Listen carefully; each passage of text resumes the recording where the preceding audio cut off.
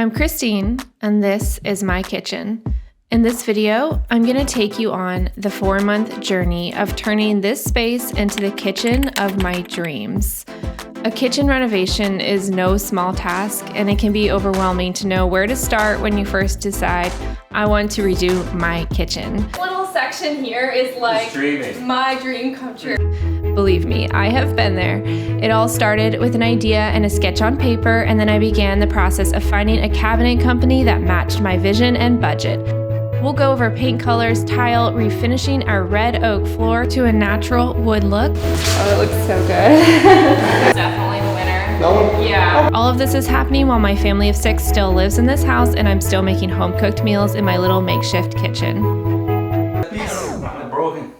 No. It appears my kitchen reveal is not going to be happening anytime soon. In the end, the obstacles and challenges of living without a kitchen were so worth it, as the finished result is better than I could have imagined.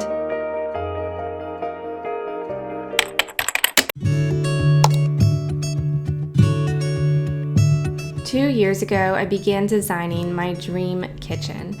I have been sketching and resketching and have been excited to find a cabinet company that can work with me to bring my vision to life. The cabinets that I've gone with are ready to assemble cabinets, but they've been customized to every dimension that I have specified. Over the past year, I've had plenty of time to think through all the details, the knobs, the paint color, the countertops, and finally next week, demo officially begins on our kitchen. But first, before my home and kitchen gets turned upside down, I wanted to sit down with you and share the complete design plan for my English-style kitchen.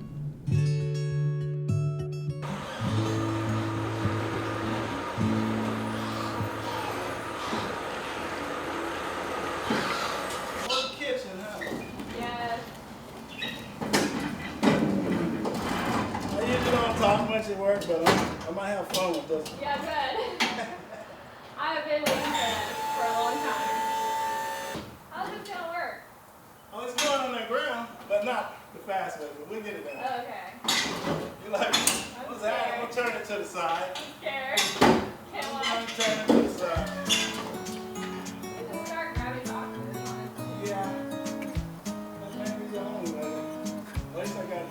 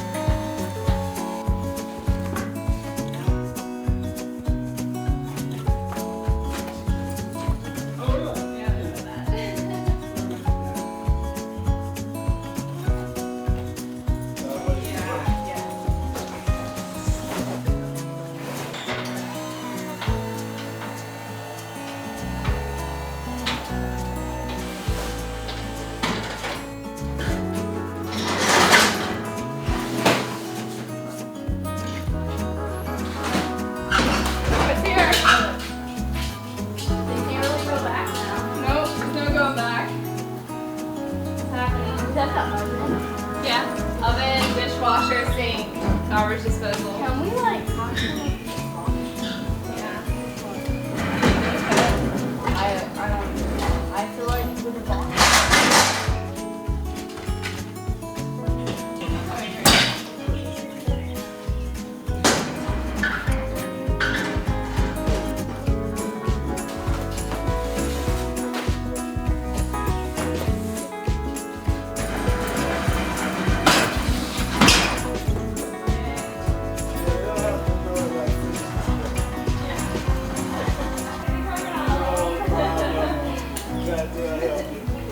Glad it was easier than I thought.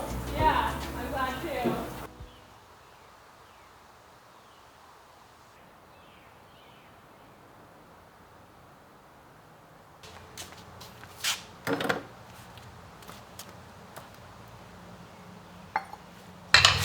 Okay, Welcome to my kitchen remodel series part 1.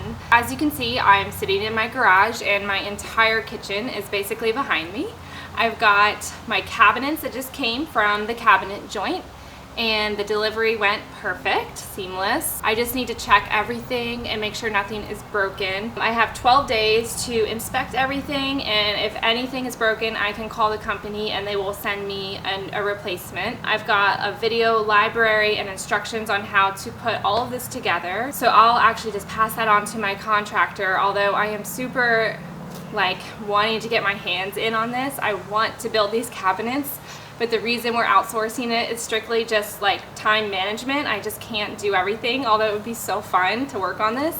And I've got my range back there. I decided to go with a KITCHEN range. I don't know if I'm saying that right, but it is a 36-inch dual fuel range, and I hear that dual fuel is good. If you like to cook a lot and you like to bake, then it's more accurate. And that was most affordable and aesthetically pleasing, professional style range that I could find. I wanted to get an Ilve range, which is really beautiful and has this Italian look, but I did not see the best reviews about them online. And I also heard that because they're Italian made, the knobs and everything are just different, the way you work, the way you use it. I just wasn't feeling too comfortable with putting so much money into something that I wasn't sure about. So the KITCHEN had amazing reviews. I feel like it's a workhorse and I'm not going to have any issues with it. At least let's hope. And then I decided to go with a cabinet or panel ready dishwasher. I did not do a panel ready refrigerator because those fridges are like $10,000. But the dishwashers were not any different in price than the regular dishwashers. So I decided to appease that part of me that wanted panel ready and do that for the dishwasher. And I got a Bosch 800 series dishwasher. I'm excited about it because it has the crystal dry feature. So it completely dries your dishes. You're not gonna have water on your Tupperware. Super excited about my sink. I'm going with a Kohler Whitehaven sink. It's gorgeous. I tried to find another sink that was cheaper, but I just kept going back to that one. I loved it so much, and I felt like I would really regret it if I went with a different one. I also like that it's cast iron, and so it's not going to break. The fire clay sinks, they can break if you take a hammer to it or whatever. If something really hits it hard, they can break.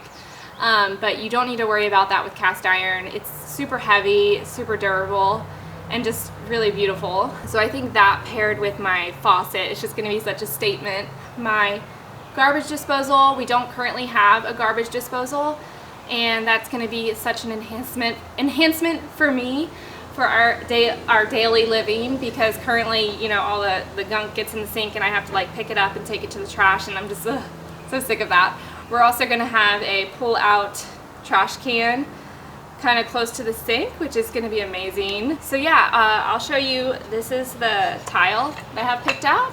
This is from the Tile Club. It's called Lake White, and it looks a lot like the Zeelige tiles, but it's very affordable. These were not expensive. I like the creamy tones on it. I thought it went really well with the kind of beige colored cabinets. I'm feeling really good about the tile. I originally wanted to get a fancy tile, but decided no, this was a good area to save money on. So I feel really good about my tile selection. So that is here, that came. I think that's everything in the garage. Now I want to show you the knobs that I got, and then just show you my floor plan and what I'm planning to do to our kitchen. Alright, so this is my kitchen. This all started about a year and a half to 2 years ago. I was not loving this space. I did not feel like it was super functional, felt really cluttered, and I especially did not like the countertops. They are nice, it is a nice stone, granite, it's great. It's very functional, but it looks very busy to me. I look at the counter and I don't know what I'm looking at. I just can't even tell if it's clean or not. It's not bringing me joy. Counters are 2.5 inches higher than your standard counter, which I did not realize until moving day when we came in and we put a box on the counter and I was reaching in to grab stuff. So that was a little disappointing. You can tell that they just kind of slap paint on these cabinets to make them look good, because as soon as we moved in, the paint started peeling, marks all over the cabinets, peeling off everywhere. I mean, just the paint is awful. We also had an issue with water. One day I opened up this cabinet and it was just, the whole floor of the cabinets were filled with water. I was able to catch it in time to like soak it up and turn off the water. Turned out it just needed to be tightened. It was just leaking. And unfortunately, all of the cabinets like swelled up and there's just, you know, water damage under these cabinets. The oven is sitting on top of shims that actually stick out. So just not something I like looking at. Additionally, the dishwasher currently is in this corner, which poses a problem a lot of the time. Like this, to grab stuff, or reaching like this. And it's just a very cluttered corner here.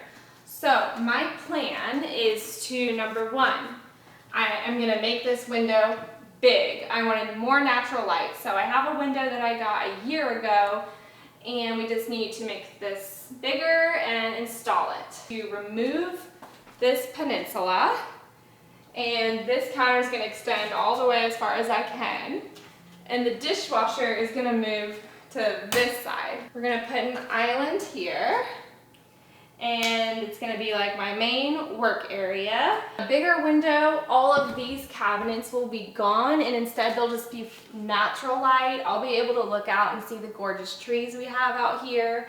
I'll be able to see my kids running around in the front. So this whole area is going to be so light and airy and beautiful. And then the cabinets over here, I'm going to have one come all the way down to the counter where I can like hide pots and things.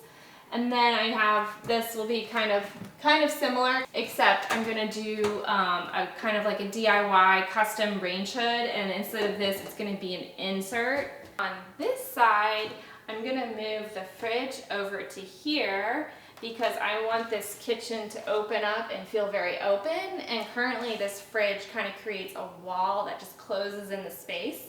So with the peninsula and with the fridge, it kind of boxes in this kitchen. So we have this long room, but we have this kind of like little square of a kitchen. So my goal is to just open it up so it feels like this whole room is essentially our kitchen. In the island, I'm actually gonna have a cutout to place this Breville toaster oven. Because we don't have room for a double oven, I'm instead going to use this little oven as like my extra oven, which works out really well for us. So that's gonna be hidden underneath the counter, underneath the island. So that's nice, that frees up counter space. I already accomplished the pantry project. That was like phase 1 of the kitchen. So I started with that so that we would have extra storage. And then I designed the kitchen knowing what storage I would have in there. I drew this design on a long car trip home from Naples, Florida. Our family went on a trip and I was just daydreaming. I wanted to change our kitchen so badly. And I spent the time just sketching in the car, and I was just really enjoying the process. So this was the sketch I came up with in the beginning when I first decided to change our kitchen. And I then changed the whole design a million different times, and in the end, I ended up landing back on this design. So that tells me that my initial gut intuition is usually right, and I've tried to stick with that throughout the process. I usually know what I like, and then I overthink it. You know, it's good to think through your decisions and not make an impulsive decision, but it's really taught me that I know what I want, I have a vision for this, and I don't need to be super concerned about, you know, screwing it up because, well, we'll see. Hopefully it looks amazing. The kitchen is to the left, and then this is where the new buffet is gonna go. And this buffet I'm going to paint myself a whole different color, and I haven't decided what that's gonna be yet. There's just gonna be a simple floating shelf here, and then a pot rack here. I just think this will be a nice little addition, and when we have like parties and get-togethers, we can use this area as like a little buffet, and I'm excited about that. And you couldn't really tell outside, but here's the tile. I don't know if you can see it. The color is a stock color from the cabinet joint, and it's called Heron. It's sort of a beige with green undertones. I really loved it when I first saw it, but then I of course, overthought it and thought about doing like a creamy white instead. In the end, I settled on Heron for all of the perimeter cabinets and then an antique white for the island. So I made a compromise with myself. The overall style that I'm going for is an English country style with a bit of a minimalist design. Some of the ways that I have brought that design in is by doing less upper cabinetry.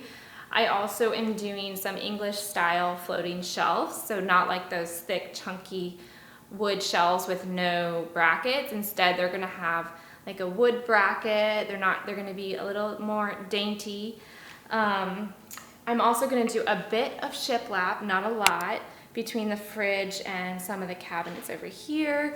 I'm gonna do just a bit of tile, nothing crazy. I'm gonna hopefully have like a painting in here, just really trying to bring in like those classic elements. Also, I designed a cutout to go on this hutch that I designed. I'm really excited about the hutch. Another big part of this project is we are breaking down that laundry wall, because behind that wall, for whatever reason, in our garage is a whole nother storage closet that is fully functioning. It has an AC vent, it's insulated, it has lighting, everything, but it's just like separated. So this is where we typically enter the house, right there. And then the extra storage closet is right here. So that's the outside of our garage. So this will become the main entrance. And inside here is just a bunch of stuff right now. But you'll see there is a window and there's a perfect little area to do built-in cabinets for storage. So shoes, backpack, boots, coats, everything is gonna go in there. And then the counters and the cabinetry will start right there, and this will be open. I'll do some hooks on the walls. So yeah, I think you can probably get the idea, but I'm so excited about that. And if you're familiar, Rejuvenation makes the most beautiful unlacquered brass knobs for cabinetry. So I found them to be more expensive than I was willing to go. So I did some research and I found this company, Yester Home. They make essentially the same thing for a fraction of the price. So this is an unlacquered brass knob. So over time it will patina and change colors a bit and get a little bit darker, but you can always polish it. So for the buffet, the knob I got has this gorgeous little plate on it. I just thought that would make the buffet a little bit different from the kitchen cabinets and elevate it a little more. And for under the sink, that cabinet, and above the fridge, I got this gorgeous latch. I wanted to include at least one of these. This is a very English style drawer pulls. So for not all of the drawers, but all of the big drawers, I'm doing drawer pulls. And then for the smaller drawers, I'm doing a knob. And for all of the upper drawers, I'm doing a knob. So I'm trying to just include some variation in all of the design. Ooh, I see something pretty. Okay. The cabinet smells good, actually. It does, it smells like wood. Yeah, wood smells good. Oh!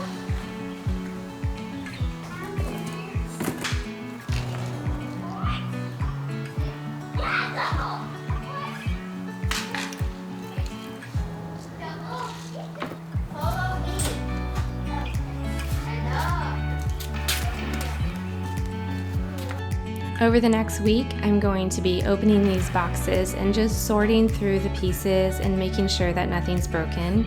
It It's been so awesome looking through each piece. Everything is gorgeous. The finish is so beautiful, and I'm just feeling 100% happy with my decision to go with the cabinet joint. I saved a lot of money doing it this way. It is a bit of a process, and a lot of people do this themselves, which was my original plan until I realized that I did not have the time to build these cabinets. But man, this would be a fun project for any DIYer. You can definitely manage it. Each box is labeled with which part of the kitchen it is. They have detailed instructions on their website, and I'm definitely going to be using them again, especially I think for the laundry room. I'm going to order a few more cabinets and then put those together myself, since that is a more manageable project.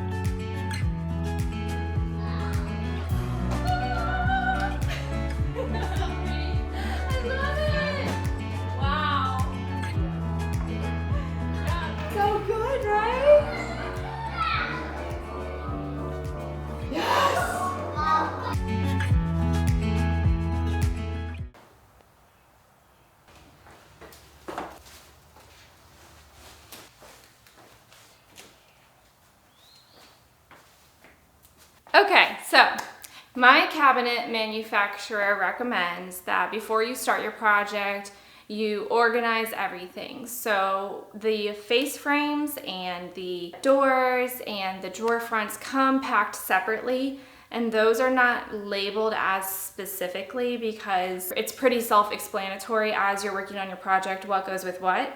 But the cabinets are in boxes and they're labeled exactly what part of the kitchen they are. What I'm doing now is I'm setting everything out in my studio, which is the perfect location for me. It's a big open spot. My kids don't come in here.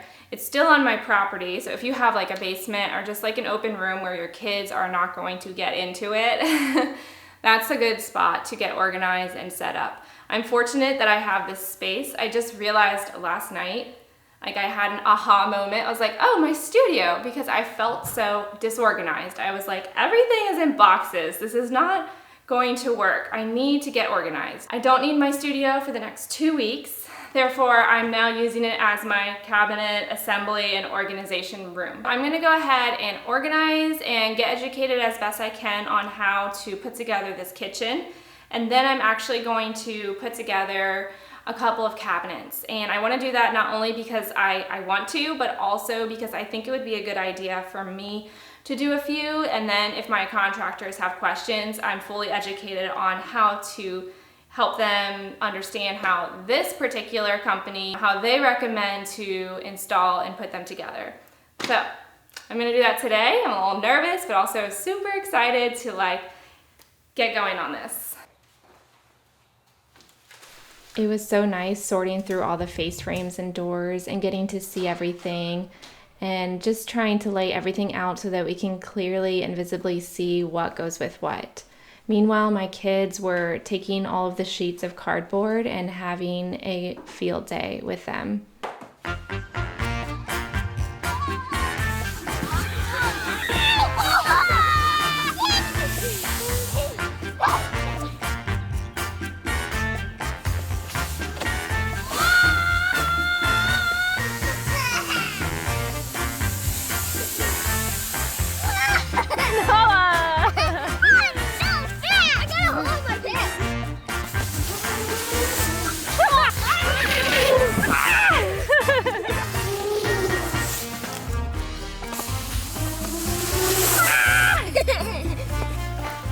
Check this out. This is my little cutout cabinet. How cute! See over here. I love it.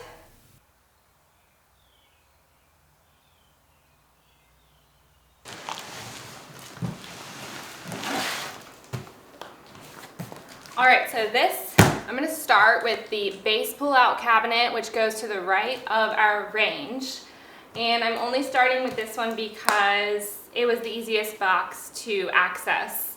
I wanted to start with a different one, but we're just gonna dive right in and do this one. But the cool thing is this one comes with a already put together unit on the inside that I'll show you. There we go.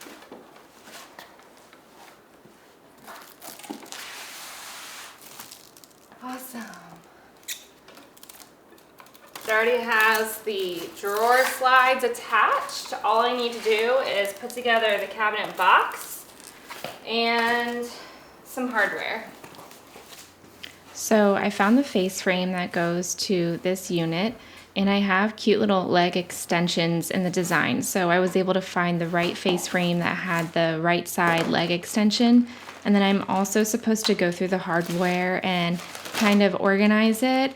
The manufacturer recommends that you put the hardware in lots of different solo cups and organize everything. However, for this unit, I actually didn't need that hardware because the box came with everything it needed for the base pull-out unit. So I just went ahead and started building this. I am following my phone for directions. Cabinet Joint has a lot of videos, and so I am just literally watching them and taking it step by step.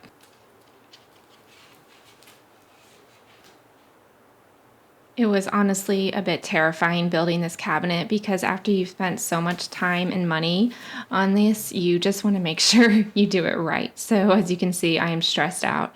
I also didn't have a rubber mallet, which I needed, but I figured I could just kind of make do for this one. I ended up using 2x4s and hammering things down that way. But essentially you use a lot of wood glue and you put the wood into these grooves. They have splines that keep everything really secure, and then you mallet it down. And once you get all the pieces in, it's already pretty secure, but then you finish it up with some nails.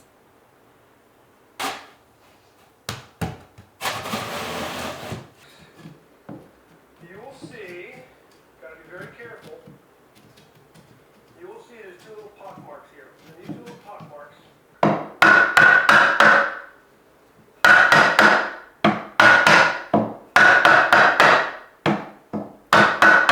So we're gonna do inside.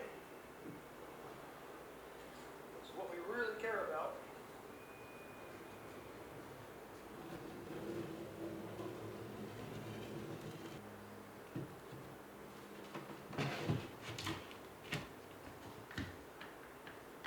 This is the part that I was most scared of from the very beginning, and that is when you finish it off with brad nails. It's easier to use a staple gun for this. They're a little bit more sleek, but in this case, I was just super careful and feeling under the cabinet each time to make sure it didn't pop through. However, I did pop through a little bit on the finish side, which was super frustrating. However, you can barely see it.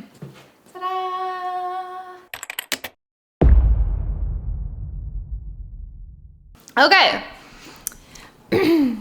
today is demo day. I feel like I'm on HGTV. But before we demolish these cabinets, I told the kids that they have an important job. And that is, Give me a crayon. and you may draw on you may draw on the wall. You may, wait, not yet, let me give you directions. You may draw on the wall on that side or any on this side, but you may not touch this side. Okay? Yeah. All right, go for it.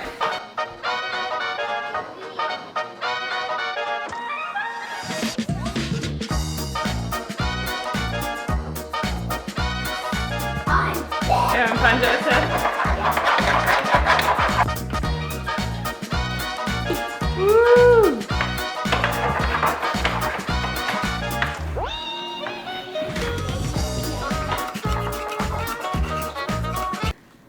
Smash me.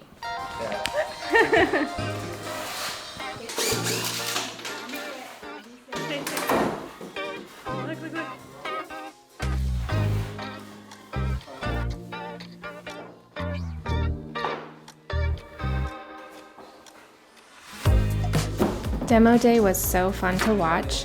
We did have two surprises on this day. One was that the vent hood above our oven had a plastic film over the opening, preventing it from functioning properly at all. So the past 2 years, and for whoever knows how long, it's just been blowing air up into the unit. And then the other one was that we found tons of mold under the upper cabinets in our kitchen and also behind our sink. The ones in the ceiling were a bit of a surprise. It looks like it's coming from a toilet leak or something, and so definitely something we're gonna have to figure out.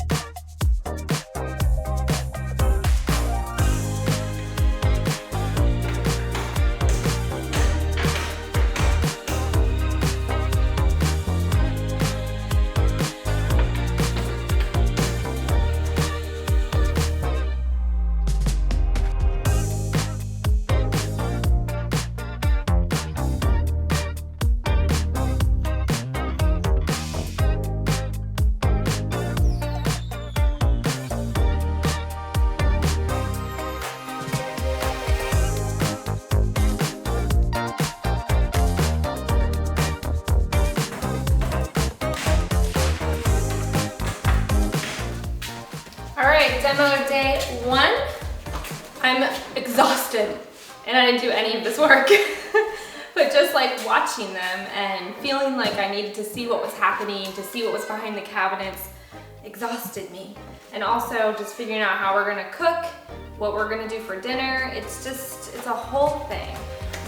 So yeah, as you can see, we have a ton of mold right here. We have a ton of mold here. They haven't even fully taken the cabinet off, and I know it's gonna be horrible, but I'm gonna talk to the guy tomorrow, and hopefully it's just like a contained situation and we just need to remove the drywall, which we were gonna do anyways. So like remove the drywall, put brand new drywall on in all these areas and make sure that there's no leak or situation over there. I know that the previous owners had a leak from that bathroom and they supposedly had an insurance claim. So I'm thinking that when they had the insurance claim that they, you know, fixed what they saw and they probably needed to take down those cabinets and address the water that got behind there, because that's where all the mold ended up. Or maybe it's a current situation. Maybe there is a little leak going on here that we're going to address. So that's why I'm super happy I have an amazing contractor who does it all. He's gonna look at that, he's gonna know how to handle it, and I have full trust in him. I will put all of their info below. They are amazing. If you're in the Atlanta area, they do it all. But yeah, that's the situation. I feel like I shouldn't even be in here because of all the mold, but I'm excited just to see the space. It's more open. I can't wait. It's gonna be so good. Just to give you an idea, this is where we're at after day 1 of demo. There's still a lot more to do, but this is great progress. It's a little overwhelming to look at, but I'm just even more reassured in my decision to renovate, because knowing that all this mold was behind the cabinets just makes me so thankful that we decided to go ahead and do this now.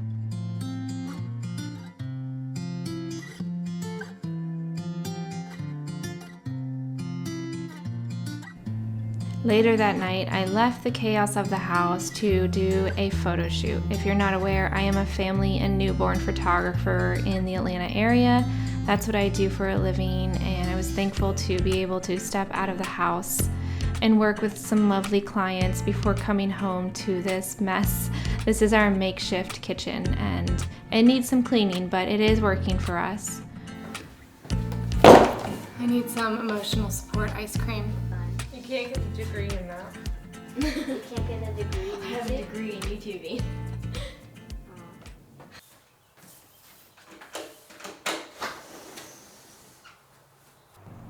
The next day there was no demo going on, and so I wanted to use the time to finish up this cabinet. And once again, I'm just following the manufacturer's videos and taking it step by step to install this base unit. line screws. We're going to need more of them. And what we have here is the plate and back are not.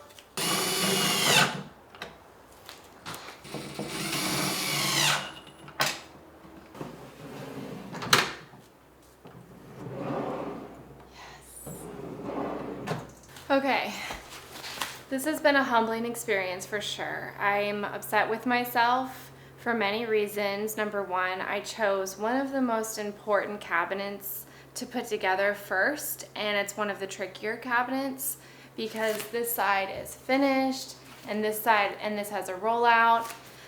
It's going okay, but there are a few mistakes that are just gonna bother me. But how else am I supposed to learn? So I feel like it's okay. You know, you can't do something unless you start, and I had to just start. And you're gonna make mistakes along the way, but I can live with those mistakes. It's not the end of the world. Anyway, so I've gotten the cabinet pretty much put together. I'm just trying to tweak like the position of the pull-out, make sure the door is nice and flush. I don't think I'm going to be able to get it 100% perfect for this one, and I think that's okay. But for now, I have this little piece of plywood, and I need to mount it to the side of the box because we don't want this unit wobbling. And so they have a little bracket right here somewhere. Yeah, right here. There's a little bracket, you can't see it, but there's a little bracket on the side here that I'm going to mount to this block. So I'm going to mount the block first to the cabinet and then the bracket to the block. And that will keep this from wobbling. And then I also need to mount this back bracket to the back of the unit so it'll be nice and secure. So I'm going to do that now.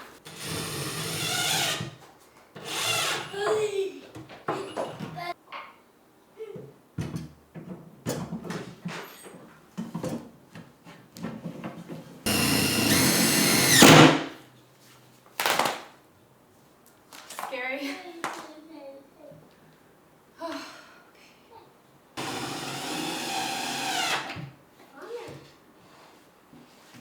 I was 100% stressed during this process because I didn't want to damage the cabinet. It was really hard because it's the first time I've done it. So now I feel more confident moving on to doing other cabinets. In this clip, I was putting on the inset door and just trying to get the positioning 100% perfect. It took me a long time. It was good. It could have passed, but I'm a perfectionist. And so I just kept tweaking it until it was just right. So I think in the end, people can't see my little errors, and it's a functioning cabinet.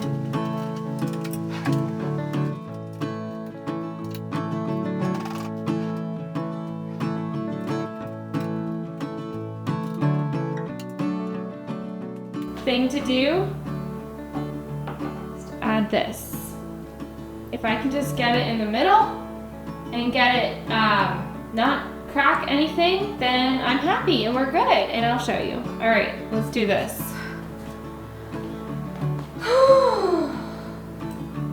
Measuring tape, measuring tape, measuring tape. Where are you? This is 12 inches. Angles. 7 3/4. So I don't know how to find the middle. I can't do that math.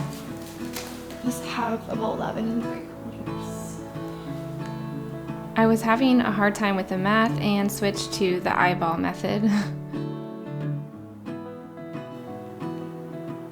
I've got a piece of tape on my drill bit so I don't go through the cabinet. That's the goal here.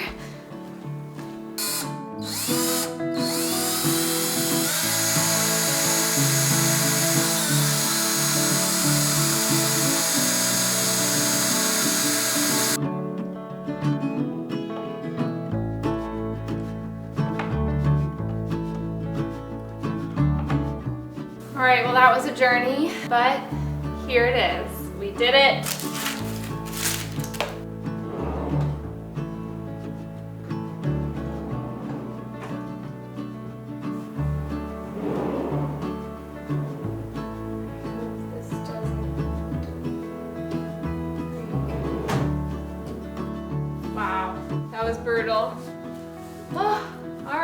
all for this video, guys.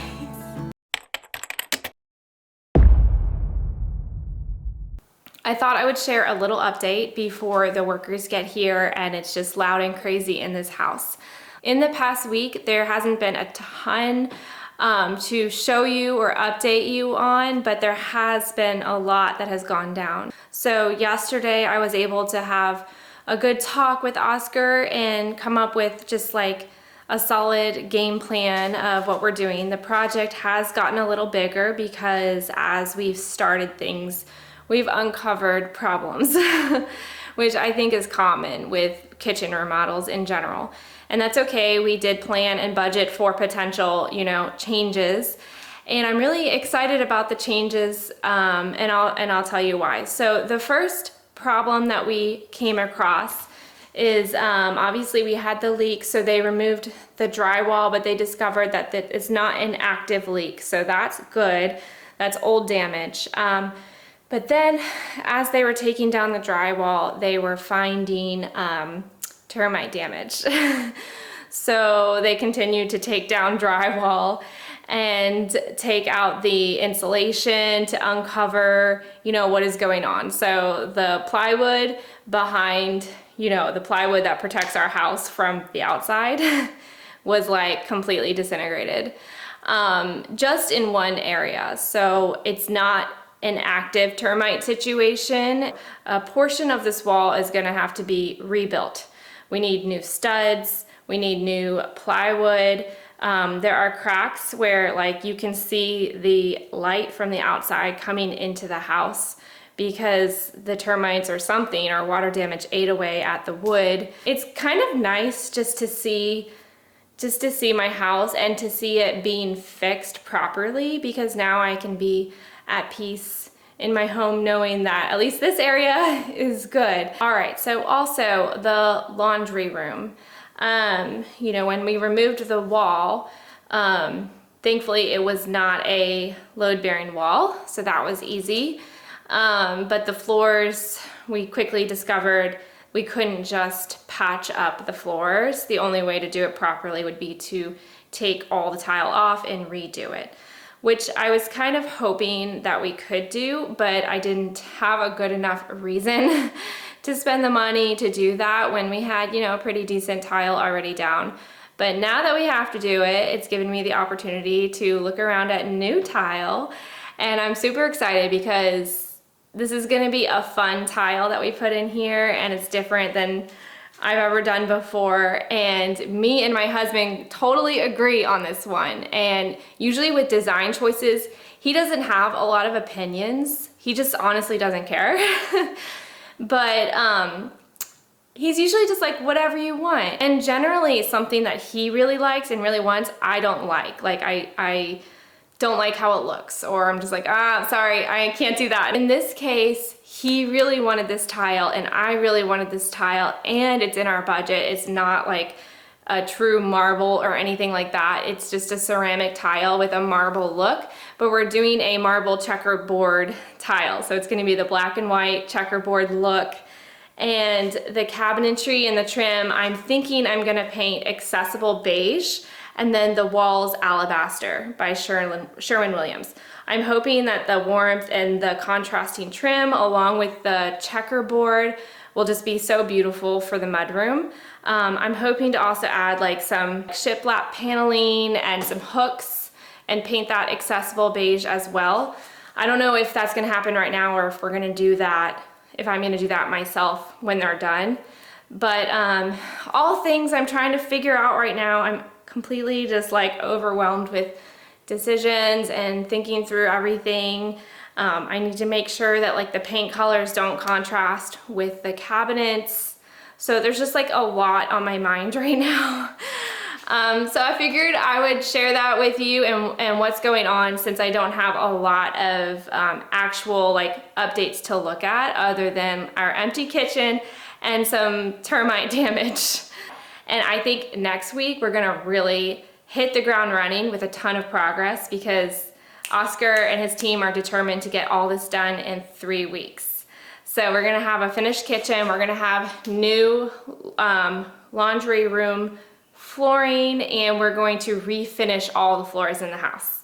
So that's kind of like gonna be a big deal because we're gonna have to move our stuff, we're gonna have to leave the house, but Oscar is making it as doable as possible. He's gonna help us with our stuff, helping me feel less overwhelmed and walking me through the process. And it's just gonna be like the raw red oak wood. So I'm gonna use a clear coat.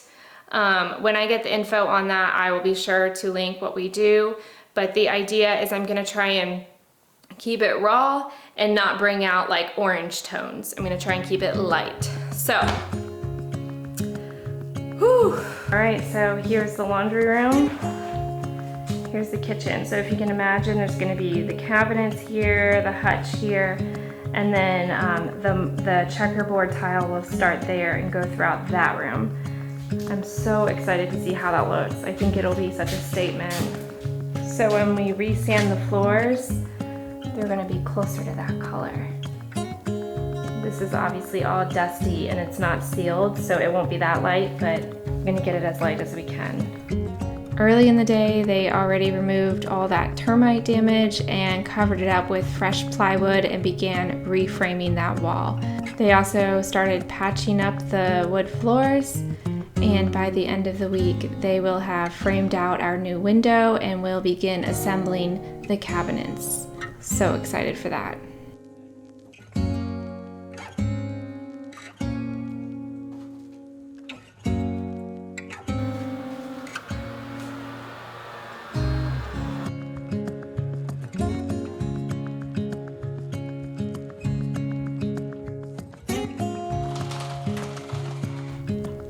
I don't know about you, but when my home is in disarray, my mind feels like it's in disarray.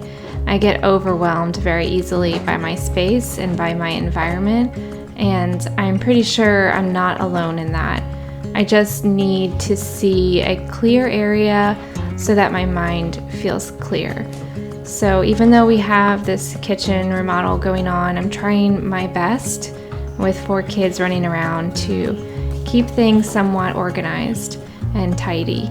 It's actually been fun. It kind of feels like camping, and I mean, not exactly camping because we have all the modern luxuries still.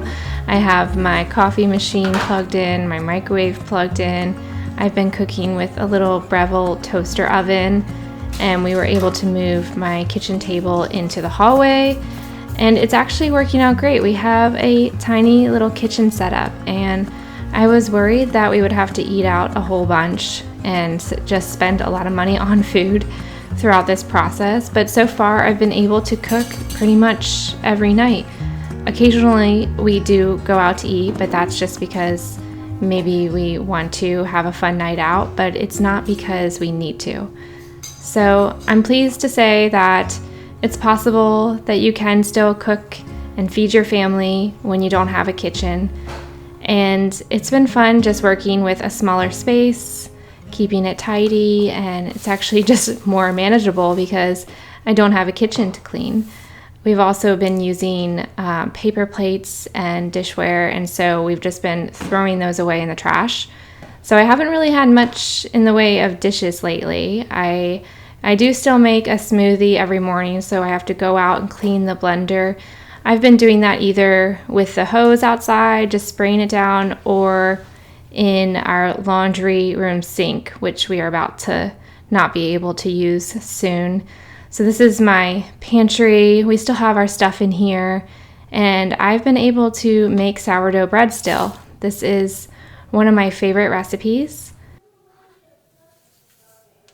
I'm making sourdough quick buns for tonight. So even though we don't have an oven, I do have a toaster oven, and I have a bread machine that can mix the dough. So I'm in my pantry because like our flour and our sugar and some items are in here. If I need something from the fridge, I have to walk around the house. Our fridge is currently in the living room, but thankfully it's still plugged in and set up, so that's good. But I'm gonna go ahead and get this mixed up and set, and then I'm gonna try and bake these later today.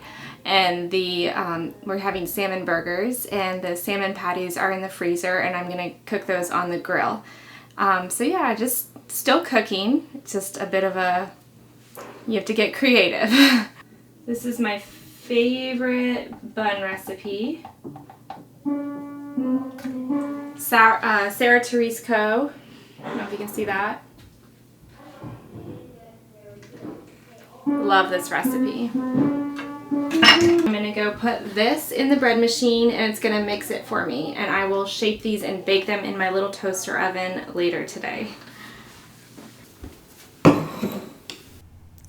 Later in the day, my bread was fully risen because the bread machine kneads the dough, and it also rises the dough by keeping the environment very warm. So anyways, I am just cutting this up and shaping it into little buns. And we were going to do salmon burgers, but my husband and boys decided they wanted beef burgers. So they went out and got some burgers. And while I'm shaping these and letting them rise, I'm going to go and start up the grill. And then I have to bake these in 2 batches because the toaster oven is small. I'm also pulling out some chuck roast and thawing it in the slow cooker pot, and I'm gonna stick that in the fridge overnight, and in the morning I'm gonna cook that so we have a meal that will last a few days because that chuck roast is big. So basically I'm discovering that my love for small appliances is paying off. I'm also making fries. So I'm cutting these potatoes, tossing them in olive oil and some seasoning that I have. And as soon as the buns are done, I'm going to stick that in the toaster oven and roast it pretty high, around 425, for about 25 to 30 minutes. And those will be really toasty and crispy and delicious.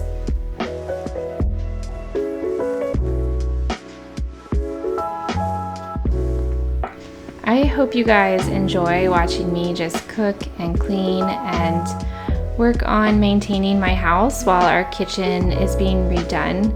I find it very calming and also encouraging to see other moms, to see what they're up to in their homes, and it's just the kind of content that I enjoy watching.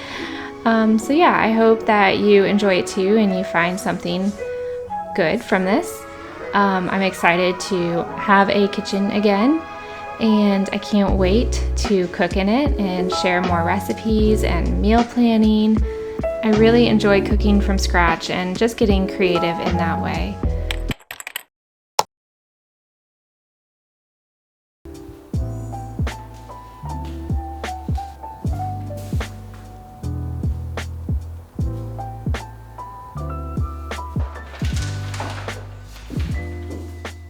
I've got my tile color, and I've got my cabinet color, and I'm just standing in this space so that I can get an idea for the different tones in the room. I've got my paint color for the walls selected. They've already purchased that, so can't go back on that. But the one varying factor is the trim color. So it's really good to see the floors now because that's going to affect my decision.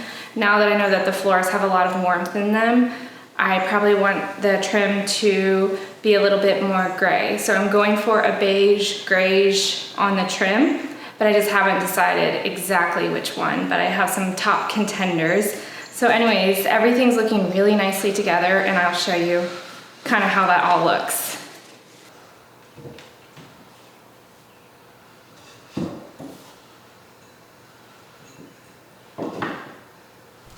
I spent a good bit of the week just looking at paint colors and contemplating my options.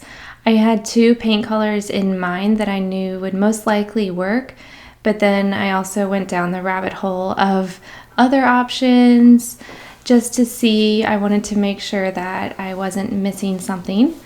But in the end, I ended up going with the alabaster as the white base. And then I was a little bit torn on the trim color. It was either going to be accessible beige at 75% or another color. The problem I was having is that I was loving Benjamin Moore colors or Faro and Ball colors, but I had to stick with Sherwin-Williams paint. So I was really having to go back and forth on my different options, and color matching makes me a little nervous at times.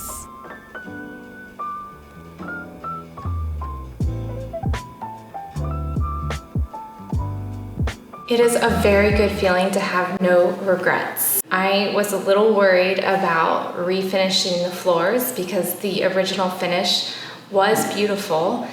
I just wanted a light floor, and I'm so happy with it.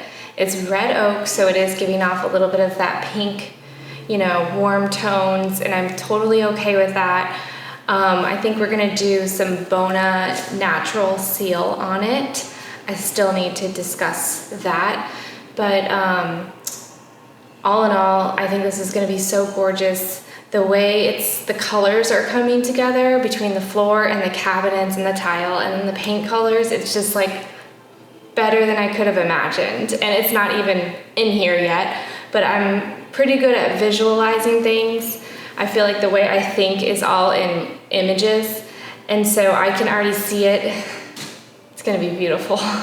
But all the painting and the cabinets are starting next week, which is really gonna make a huge difference, so I really can't wait. Like a sample, so they painted the ceiling. So the ceiling is the color. Oh, they have the lights up. Yeah, well those have always been up. Oh. That color is the color I chose for the walls. It's not on the walls yet. You can barely see it because, it's white. But it's so pretty. It's beautiful. I can't wait to see it tomorrow. It's like creamy, it's perfect. Yeah, you did great. And then cabinets, and then I was gonna do this for the trim. Can you see that? Yeah. I can't wait. I'm so excited. It's gonna be beautiful. Cabinets, they're gonna begin assembling cabinets on Monday. Oh, this room is so much better with the windows too. And Oh, then this I like window, green. when are they doing this? Next week sometime. Oh, this is gonna be amazing. I wanna bring in the one cabinet that I have, just to see it. Even though I was pretty sure I knew what trim color I wanted, I still needed to just see it in the daylight and make sure that I loved it. And so here I am putting accessible beige at 75% on the trim. I was also putting tapestry beige by Benjamin Moore on the trim. And then I painted some white cardstock so that I could put it around the house to see it in different lights. I have been staring at these paint colors all weekend. I have to make a decision by tomorrow evening. And I decided on accessible beige because I think the gray really suits the room. It suits the cabinets because the cabinets already have green in them. I just think that with the warmth of the floors and the warmth of the white, I just think it's a good balance of everything. So glad I can stop thinking about that. Paint colors in general, when I have to choose a paint color, it's torturous. But it's a big decision because colors really affect your mood. They just totally change the feel of a room, and it's important. You're setting the tone of your house and how you want to feel every day. I think it's a big decision.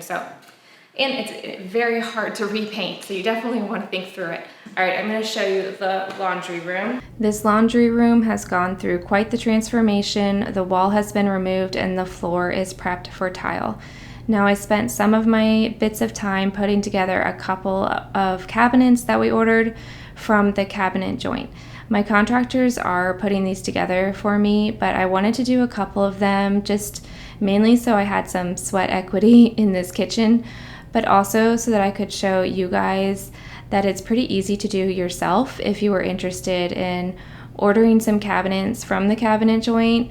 I bring this up because I searched high and low for a cabinet company when I was designing this kitchen, and I was so happy when I found the cabinet joint because you could custom design like everything, every part of your kitchen, and the price point was lower than what I found elsewhere. So I just thought they were really high quality and the best of both worlds. So I just wanted to share that with you guys.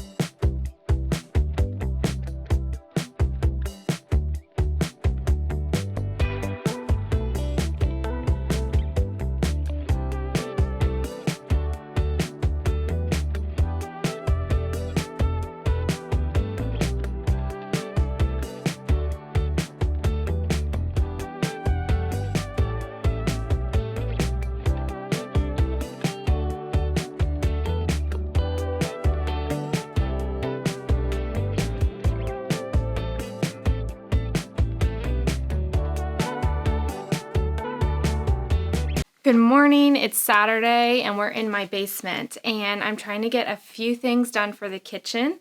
The contractors are doing a lot of work, but there's one thing that I set aside for myself, and that was to paint the buffet. So when I ordered the buffet, I wanted it unfinished because I wanted to do a fun color and I wasn't exactly sure what that was. So today I'm tackling that project. I think I know what color I want, but I have to start with sanding and priming the face frames and doors. First I'm gonna prime it with like a roller brush, and then I'm gonna pull out my paint sprayer and fully spray down all of this so that you get like that perfect finish. After sanding with 320 grit sandpaper, I vacuumed it up, wiped it down, and put all of the face frames and doors on these little triangles that you can get at Lowe's or Home Depot. And this just props everything up so that you can paint on all sides without any issues. I'm using Zinsser water-based primer. Definitely do water-based over oil-based because I can tell you from experience the oil-based primer is a complete mess and disaster to work with if you're not a true professional. I painted the details on the doors with that little paintbrush and then rolled in the rest. I tried to do just a light coat. I did that on both sides and gave each side a very light sand. It only takes about an hour for the primer to dry, so this part goes pretty quickly and I did it all in one morning. While I was waiting for paint to dry, I happened to find the perfect vintage dresser on Facebook Marketplace, and it was only 10 minutes away, so I went and snagged that baby and brought her home because our house is in disarray right now, and I needed a little something to keep us organized, and now I have a table for my coffee machine. Very helpful right now.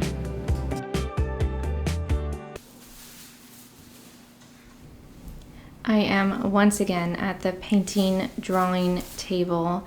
I thought I knew what color I wanted to paint the buffet, but my husband made a remark and it got me thinking, and he tends to do this. He doesn't have a lot of opinions, so when he does share his opinion, it gets me thinking, and he wanted some blue. I was thinking of doing beige, just another tone of beige, but he swayed me and I decided to paint these the Faro and Ball color Pigeon, which is sort of a blue, green, gray color, and I color matched it to Sherwin-Williams. So I don't know if it's exact, but I think it's pretty close. Using the paint sprayer, I learned the first time around here that you need to start on the far end, so as you're working your way through, the hose doesn't touch any of the face frames or anything. This is the doors when they're still wet, and then I came back a few hours later to check them out, and I was so blown away by the finish. They were stunning. This is the first time I have used Sherwin-Williams enamel urethane trim paint, and it's their cabinet paint, and it's amazing. All right, but then you gotta stay away while we're painting, okay? So you don't get paint on you. Okay. All right, I'll help you. I got one sleeve in. Is it gonna fit over your head? Look at me.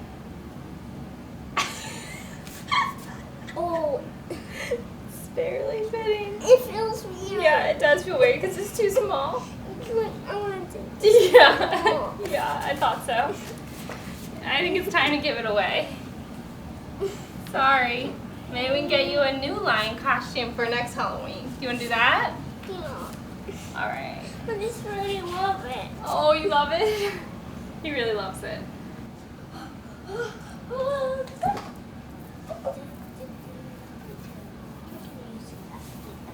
It's my top hat. Hey, my top hat! Really? Yeah, what you do when you do stuff, you need like it just to be on, and it's for it to look like good. For me, I like need it to be like. Really? Okay.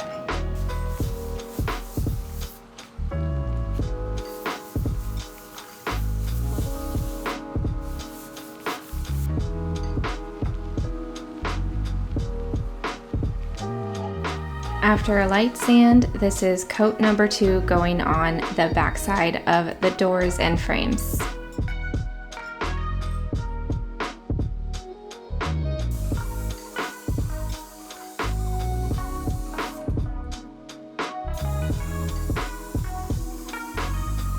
If you watch this video closely, you'll see I used 2 methods to paint these 2 trim pieces, and the first method is definitely better, just to do one long streak across the boards so you don't have puddles of paint anywhere. That was so easy. Okay, now I'm gonna wrap up, I'm gonna stick my gun in a bucket of water. I'm gonna wrap up the pail of paint so that nothing dries out. I'm just gonna leave the whole thing set up, and tomorrow in the morning I can flip it over and start the coat on the outside. So there is a method to this madness. We have my little octopus looking thing and the spray gun. As long as it sits in water, nothing will get clogged or dry up overnight. The paint just stays in the machine and it doesn't dry out, so I don't have to reset it up when I go to paint again tomorrow. And you can do this for several days as long as you seal everything really well. I have my paint bucket here. It is got everything still in it. I just wrapped it in a trash bag and taped it so it's sealed. I'm gonna turn this off. And I'm gonna turn on my dehumidifier so that everything dries really well overnight so that I can flip it in the morning. All right, woo. I have green feet. Let's see how I did on my face. Not too bad. I don't see any paint today. That's good.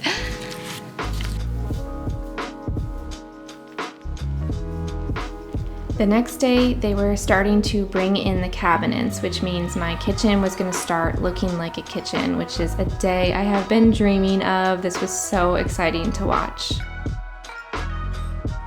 Painting is always a several day process, especially if you're doing cabinet doors. And so now I am spraying the front side, which is the important side, and this is the first coat.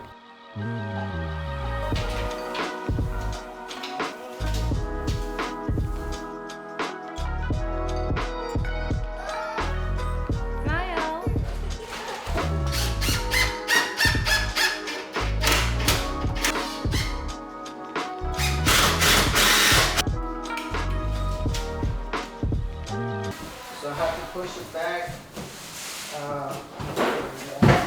And then are you sure we have Because it has to be space flush right? with it, like that. Yeah. Yep. That's how it should be. I had lots of time to speak with Oscar, the contractor, this week to go over all the cabinet details and any design elements that I needed to fill him in on. Since I was the one who ordered the cabinets, he had to depend on me for the blueprints and just any little odds and ends that only I would know about. But Oscar is amazing at piecing everything together. The countertop will cover Yeah, so I have to put something over here so I can make it even. Yeah. And fill it in basically all the way across there. And Yeah. I'll make it work. I know you will. It's just puzzles. It really is a big puzzle. Well, Looks like maybe it's too far this way. yeah. Yeah, I can tell now here. Yeah. I wasn't aware that this is. Right. Oh, I think I did 36. No, I love how the checkerboard tile is connecting with the floor, and I just have no regrets right now about my design choices. Early the next morning, I painted the sides of the buffet cabinets, so there are only 2 sides that will actually show, so I didn't bother spraying these sides because a roller works just fine for this.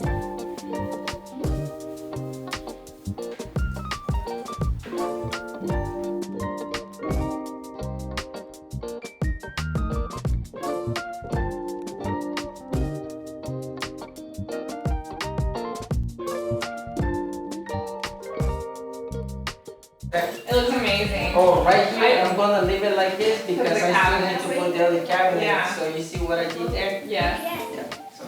I'm so glad I decided to do the trim because it makes a big difference.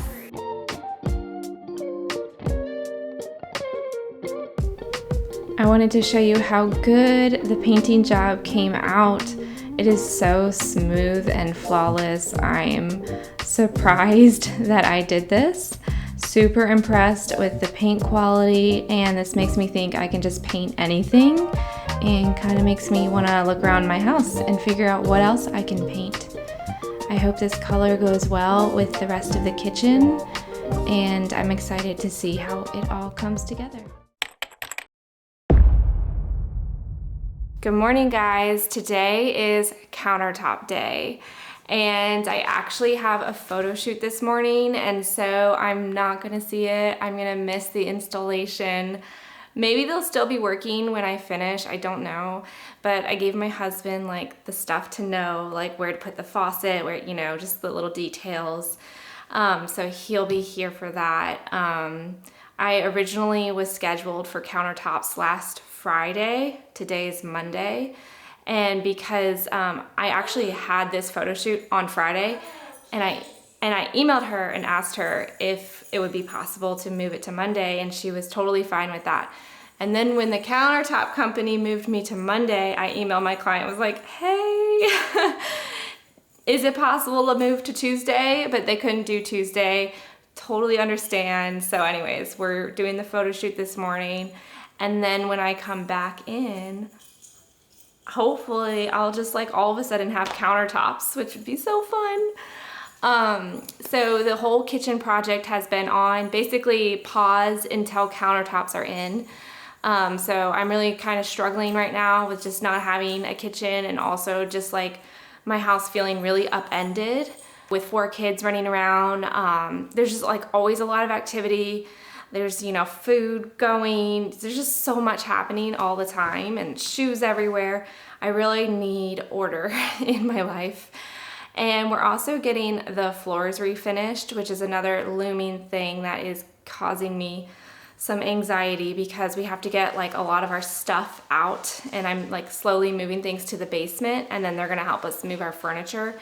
But like I feel like I'm moving. I feel like I need to pack up the house. Fortunately, it's easier than moving because like I don't have to actually put things in boxes. I can just sort of move things to the basement. But school is about to start coming up, and I just want to make sure that like we get the floors done before school starts, because I do not want to be dealing with this when school starts. We have to leave our house, so we think we're going to go on like a little weekend trip and then maybe stay at you know, family for a couple days, because I think it's going to take 5 days for all of this. So we're gonna try and make it fun and a little experience for the family. So anyways, that's the update. So this week, so Monday, you know, countertops are going in, and then this whole week they are gonna be doing as much as they possibly can on the kitchen, just to see what we can get done. But there's another hold up with our cabinets because 2 of the panels are damaged. And so I need them to send me a new one. And so that is putting us on pause as well. So they can't hang some of these upper cabinets. And if they were to finish this section, they need those cabinets done because we're gonna build like a DIY, like a custom range hood vent here. And in order to do that, he first needs to install the cabinets so that he can see exactly the space and what he's working with. So that, you know, obviously can't really happen yet. So I feel like we're gonna be doing the floors, and then there's gonna be more kitchen work after that, which is fine, as long as like it's somewhat, the floors being done will be helpful. And one less huge thing to worry about. So yeah, it's definitely like going slower, you know, obviously, than anticipated, but still, like, I'm getting a kitchen. I'm so excited. I don't know why I'm even like stressing at all, because this is like my dream. I've been dreaming of this for such a long time, and it's happening. So whether it happens in 1 week or 2 weeks or 3 weeks, I mean, who really cares? It's happening. So, all right. So I'm gonna just take you through this week and show you what happens. I wanted to show you the finished mudroom. We opened up a wall, and as you can see, there's so much more space, and we have a door that was already there so the kids can come in that door and leave all their stuff in the mudroom there. So we added shiplap paneling here, and I'm gonna add hooks all along this wall. I also wanna go to IKEA and get like those shoe, they're like little thin dressers, and you just like, I don't know the word. It's not really a drawer, it's more of like an angled drawer. You just open it and you can like slide your shoes in, and apparently it stores like tons of shoes, which is what we need. So I'm thinking I might install like 2 of those on this wall, and then there'll be like hooks, pictures, you know, cute stuff. There's a lot of room here to just like experiment with. But yeah, I think it turned out really nice. I'm curious what you guys think about the color. This is accessible beige at 75%, and that is alabaster. I ended up changing the trim color for the kitchen because I was feeling like this was maybe too much contrast for the kitchen, because there's just like a lot of different colors already in the kitchen. So I decided to change that to a color called duck white. It was just sort of the closest match I could find to our kitchen island. Might be breaking some design rules in the kitchen by adding like different color cabinets, different color trim. I don't know. This is my first time designing a kitchen, and I think I like it, but we'll see when we get to the end. If I need to like repaint the trim in the future, that's really not a big deal. But I love the cabinet color. I think I love the island or the buffet color. You know, it's hard to tell. I feel like once the countertops are down, and like the backsplash is another color factor, I'm hoping I can like see it and it will all tie together. After my photo shoot, I came in to see these beautiful countertops put down. However, I was bummed that they weren't able to install them near the sink, and I'll explain why in a minute. But look how gorgeous they are. This is a dolomite, and it was more affordable than every other stone I looked at, so it was a no-brainer for us. Isn't it beautiful? My counters are here. I missed everything. There is going to be a slight delay because the sink counters, they couldn't install it, and that's because the sink was just a little bit too high on the cabinet, and it needs to be brought down so it's completely flush. If they were to put the counters on it, it might cause the counters to break, and so the guy said he wasn't going to do it, which I'm glad. I'm glad that he, had like the attention to detail to know that. So we just gotta make some adjustments. It's a bummer to not see it like all down, but oh well. The good news is I love the counters. They're so gorgeous. So this is shadow stone marble, and it is a dolomite, so it's a harder marble, and so it's more resistant to it's less porous. It's just more durable for families. It's sealed really good, so the sealer is going to last 3 years, and then after that I need to maintain it. I did get the stone honed because I love that just like matte look. I just think the texture looks so like real and raw.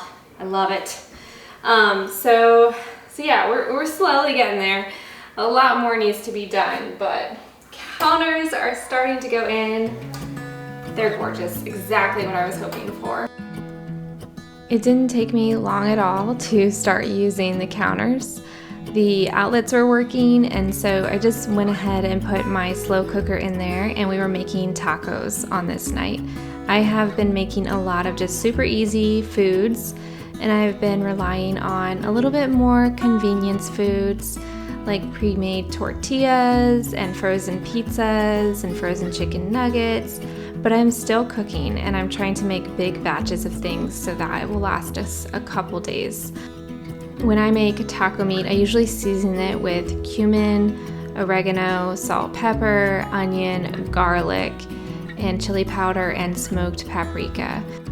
I just recently bought some small mason jars and some lids for them to use as spice jars. So once the new kitchen's done, I'm going to organize my spices. I have a nice little pull-out cabinet and the top is open. So my idea is all of the spices will be easy to access and I won't have to open up all these little bottles. And I'm gonna keep the teaspoons and measuring spoons right there in that cabinet, and no one is allowed to use them for anything else. I think it will help with cooking and make things go just a lot faster. I want to do this. You need all that? Nice. Try to do. So after a couple of days, the countertops were set to come back again. That morning I did have another photo shoot, but this time I didn't miss the install because they were coming in the afternoon. So during the day, my contractors were doing everything that they could do without the countertops being installed yet. So he's working on the island, cabinet doors, and the shiplap, and just any extra details that he can take care of before counters arrive.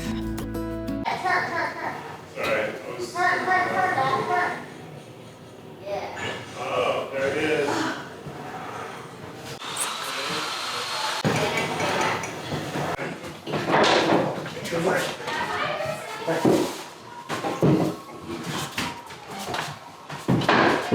Já aqui?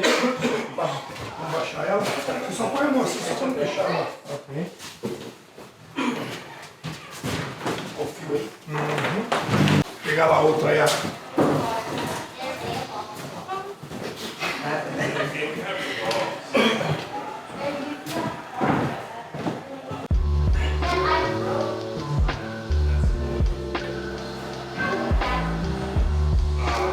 Looks so good.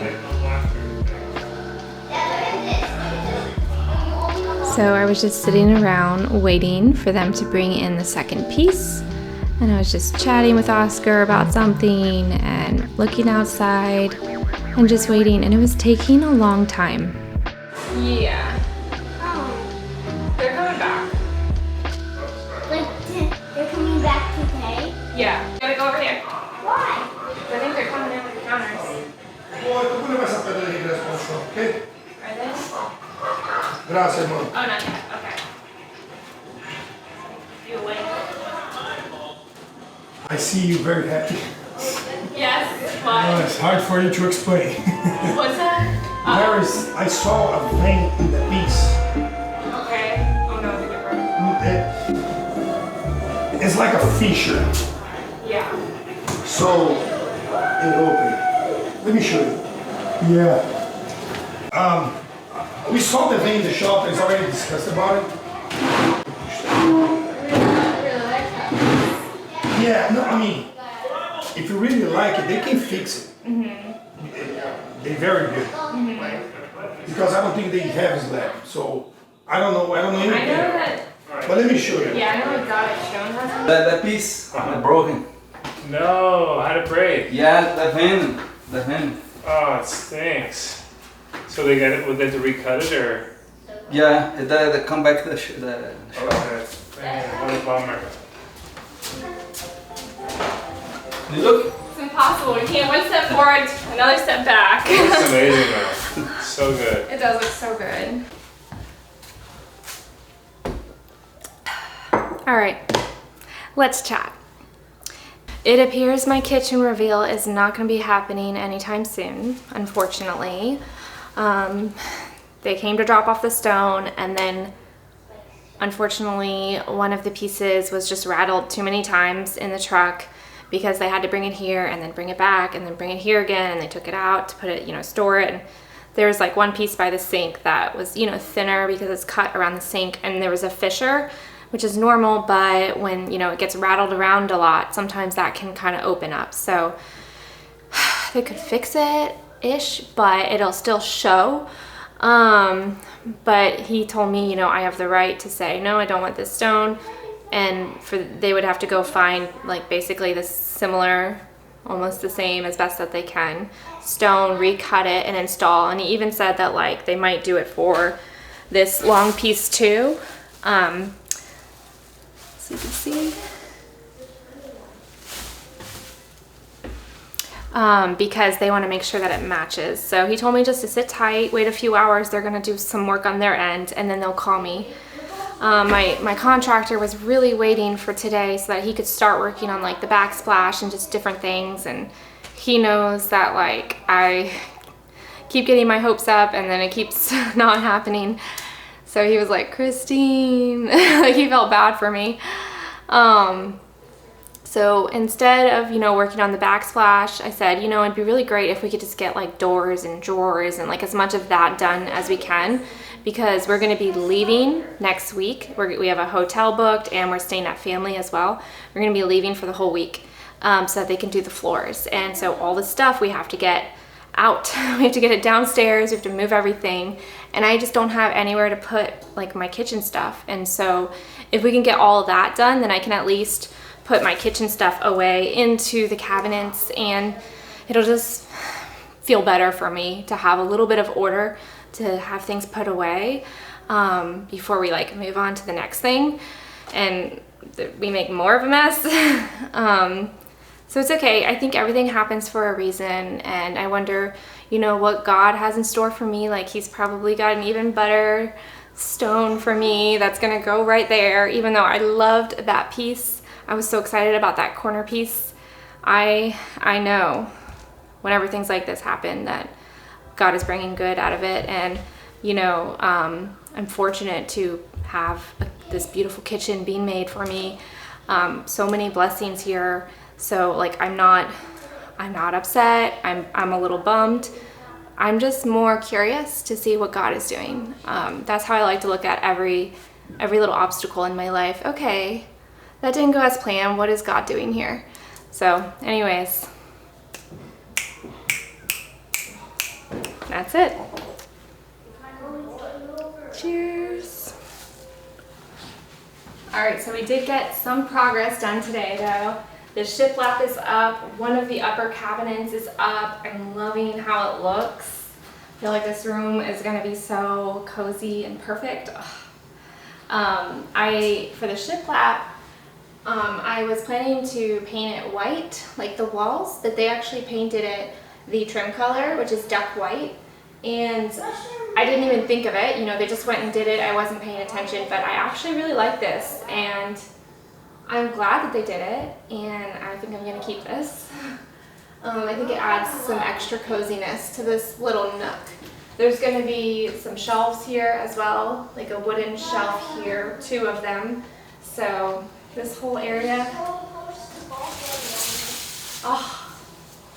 this whole area is gonna be very pretty. I'm gonna peek at the counter here. So pretty. Real quick, look how good the paint color looks next to this countertop.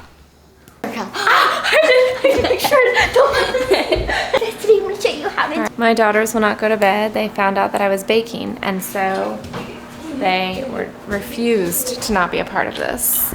So I decided I'm making sourdough banana bread because you have to let it ferment overnight, and I have these overripe bananas that I need to use, so figured I would use my island.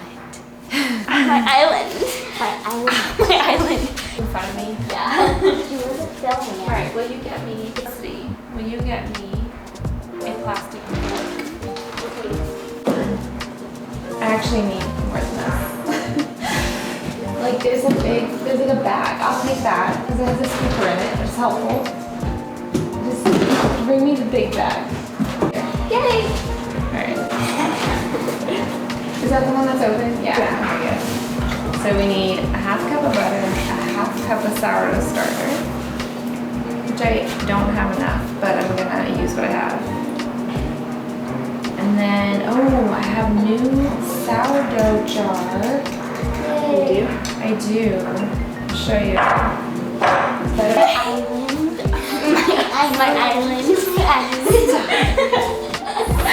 Okay, so in my wet jar, I'm gonna start using this for my sourdough starter. 2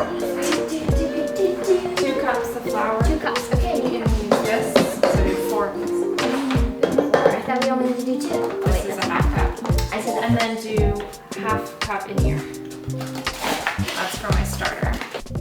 So in case you haven't noticed, I am just itching to get back into my kitchen. I have been saving recipes and jotting down recipes and I can't wait. I can't wait to cook and meal plan and share all that with you guys. And I also just love that my daughters are around the island with me and we're baking together. This is honestly like one of those core memories for me, like something I will never forget and something I hope we do a lot more often. The counter's already dirty for the first time. For the first time forever, I get to wash the countertops. Okay. We're gonna put it Are we gonna have sugar? tomorrow. We're gonna have sugar? Ooh. Can you go get those bananas, those ripe bananas, and bring them over here? Bananas. And now, can you put this in? Alright, that's it. We'll come back in the morning and finish this. The next morning, I had a new helper, and he was here to mash up the bananas for me. So because this is sourdough banana bread, I just mixed together the butter, flour, eggs, and starter. And that just sat in the bowl overnight and I stuck it in the fridge. So even though it was in the fridge, it was slowly fermenting. And I think sourdough, everything, like anything with sourdough in it, it enhances the flavor so much. And it feels good to use up these like mushy, gross bananas. It's amazing to me that even these disgusting looking bananas make the best banana bread. And it felt good just to get rid of it.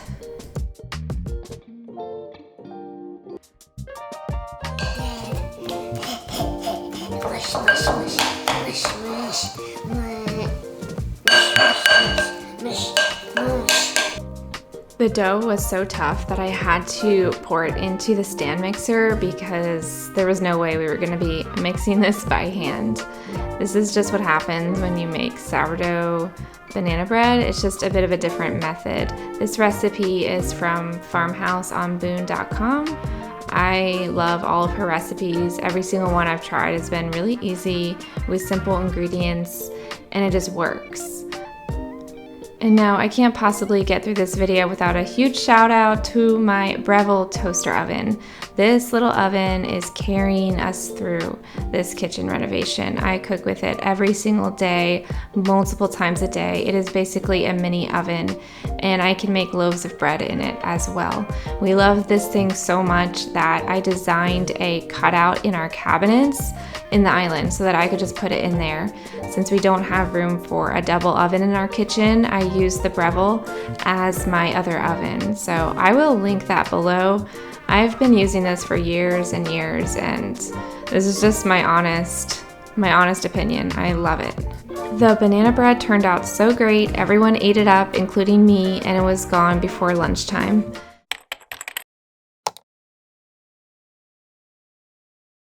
We are about 2 months into this project and it's getting exhausting, but we are not done yet. We have to refinish the floors. And so this week I was preparing by bringing everything we own down to the basement. We had to move all of our personal belongings, and the contractors made some progress on installing some drawers so that we would have areas to put things, because I just needed storage at this point.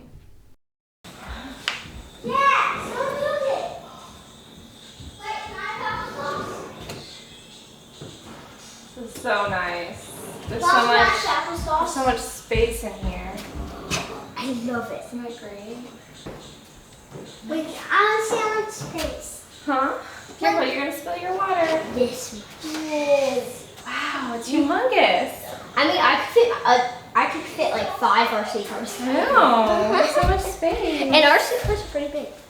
The plan was for the kitchen to be finished and then for us to refinish the floors. But because of the countertop issue, which you'll see if you go back one episode, we are delayed. And because of that, we have to kind of halt kitchen progress and they're just doing what they can to make my life a little easier. But once the counters and floors are in and finished, then they can go ahead and finish the rest of the kitchen. So we are really so close, but this last haul is it's just wearing on us. I gave myself a little boost by ordering a couple of organizational items off of Amazon. I really want all of our drawers to be really organized and for there to be a place for everything so that as I'm cooking, everything just runs really seamlessly in the kitchen. We are a busy family with 4 kids and I cook a lot, so I feel like every little bit counts in the kitchen. You really put it to work and you want it to work for you. So I couldn't resist. I am just starting to put some things away, although there really isn't a rhyme or a reason at this point to what I'm doing. There's a general idea of where I'm putting things, but don't judge my organizational methods here because I'm just basically throwing things into drawers that fit into certain categories. The thing was returned because the car, it was upside down. It was upside down when the thing was supposed to be Interesting.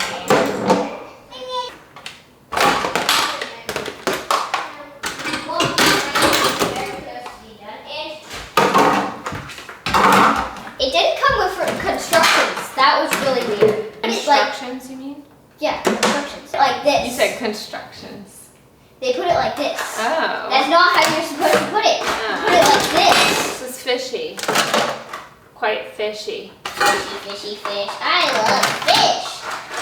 These are your dirty water bottles that I don't want anyone using yet because they're dirty.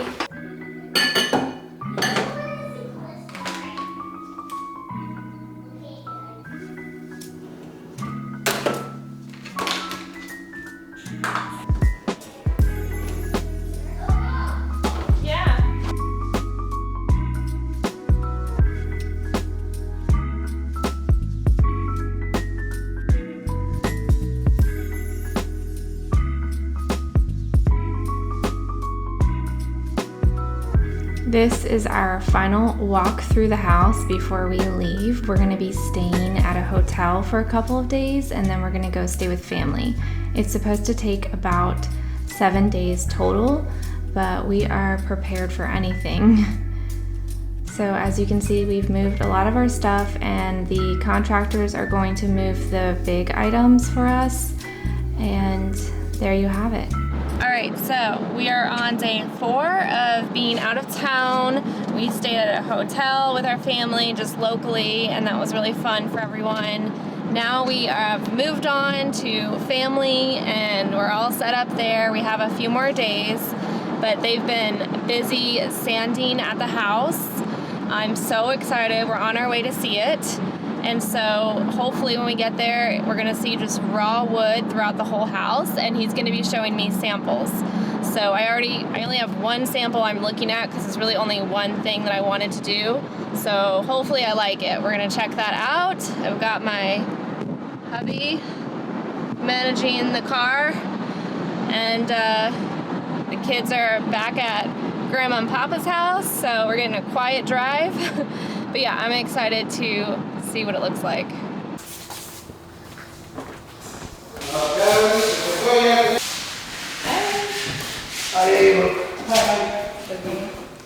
it looks so good. This is it, right? Yeah. Yeah. This is, And that's Nordic, and that's Nordic. It's a little more White. white. Yeah, it's almost like gray. Yeah, this is definitely the winner. That one? Yeah. Okay. No worries. Yeah, it looks perfect. Okay. I'm surprised it doesn't like make the floor darker. It seems like it stays the same.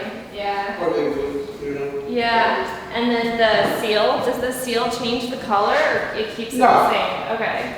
No, no. Okay. Can I touch it? Yeah. Yeah, it looks great.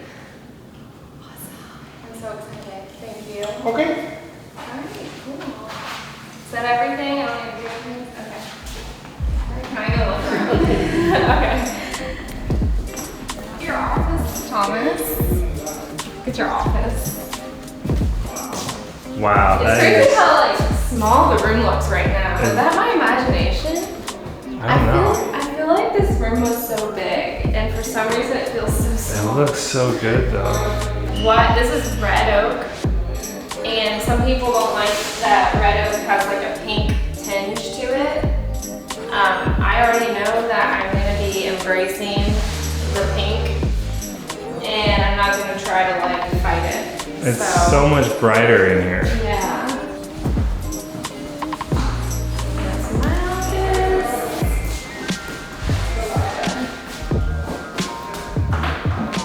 Here, we'll go this way. Did you see the sample? Yeah, I did. I love the sample.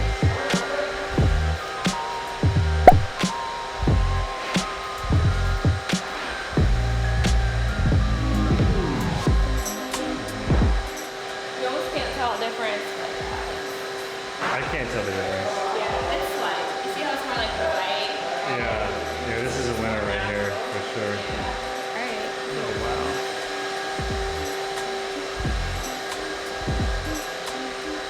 Okay, so I just got back to my in-laws' house and I thought I would give you a quick update before I head in and, you know, deal with my kids and the chaos. But the good news is that the house looks great. The bad news is I did find out today that I won't be able to return home until Wednesday. I originally thought we'd be able to go home on Sunday, and so this is definitely gonna be a little tougher for us because school starts on Wednesday morning. I was really trying to avoid this, which is funny because the last time when we actually moved into this house 2 years ago, we moved in on the first day of school. So we actually had to like find all their school stuff, drop them off at school, and then we went to the house and then the moving truck came. And that's basically exactly what's happening again. We're gonna have to get all their stuff, we're gonna have to drop them off at school and then go to the house and start moving things back in. There's a chance that that date could even get moved back more. We just have to see how everything goes with like the ceiling. It just really needs to like fully dry and cure before we start roughing it up with furniture and all of that. So, you know, I can't complain because I put myself into this situation and I'm getting what I want, which is, you know, new floors. But I'd be lying if I didn't say that, you know, it was difficult. So, we're getting through it. Thankfully, I have amazing family. But anyways, that's the update. I guess the next time I update you will be when we're actually moving in. I'm going to spare you the waiting around and skip right to the good part. Here is the reveal of our finished floors. I am so happy with our decision. It was not easy to undertake, but so worth it in the end. The lighter colors just lighten up the whole house and they pair so well with the trim and the cabinetry.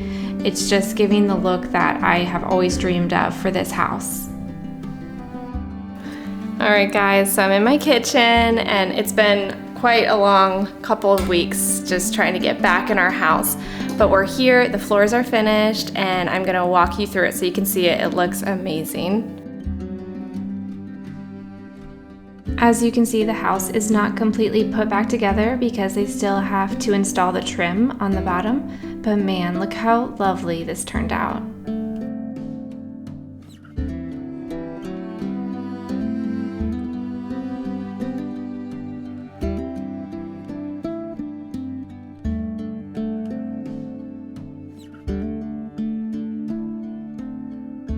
I love our room. It's my favorite room in the whole house. I feel like I'm in a tree house when I'm in this room. It's the most beautiful room I've ever had. It's also quaint. It's not too big. And I'm so thankful that we started our journey when we were young. We got married when I was 21 and we bought our first house within the first year. And I have to say that was the smartest financial decision we ever made because we were able to use the equity from that first home, carry it into the second home, and then carry it into the third home. And at the same time, we just attacked all of our debt. as much as we possibly could. So for those younger couples, I would just encourage you to save and pay off your debt and invest in a home early if the price is right.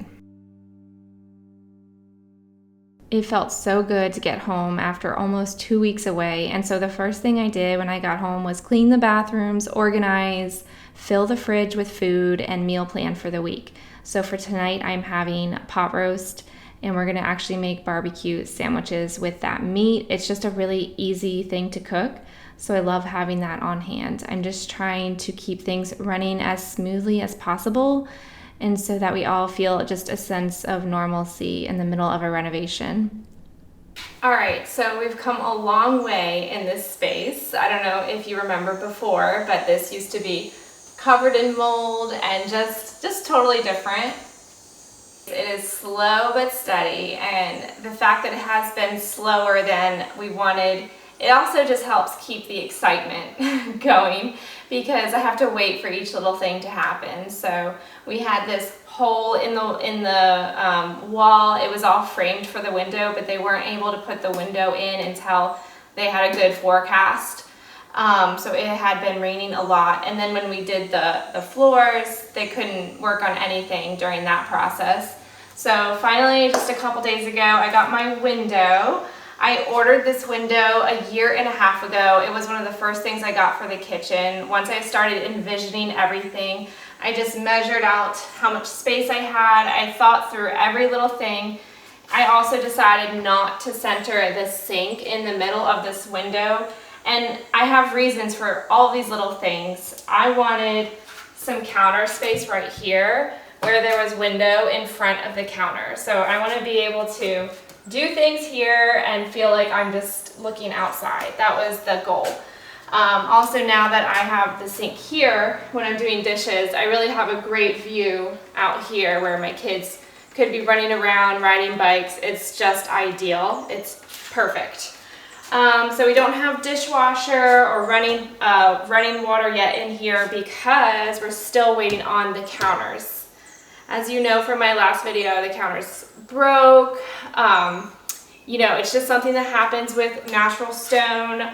I'm not upset with anyone. It is what it is. However, we've been waiting a while to get the replacement, and they almost had it. They had it, it was in, and apparently the person who was supposed to hone the counter, they actually leathered it.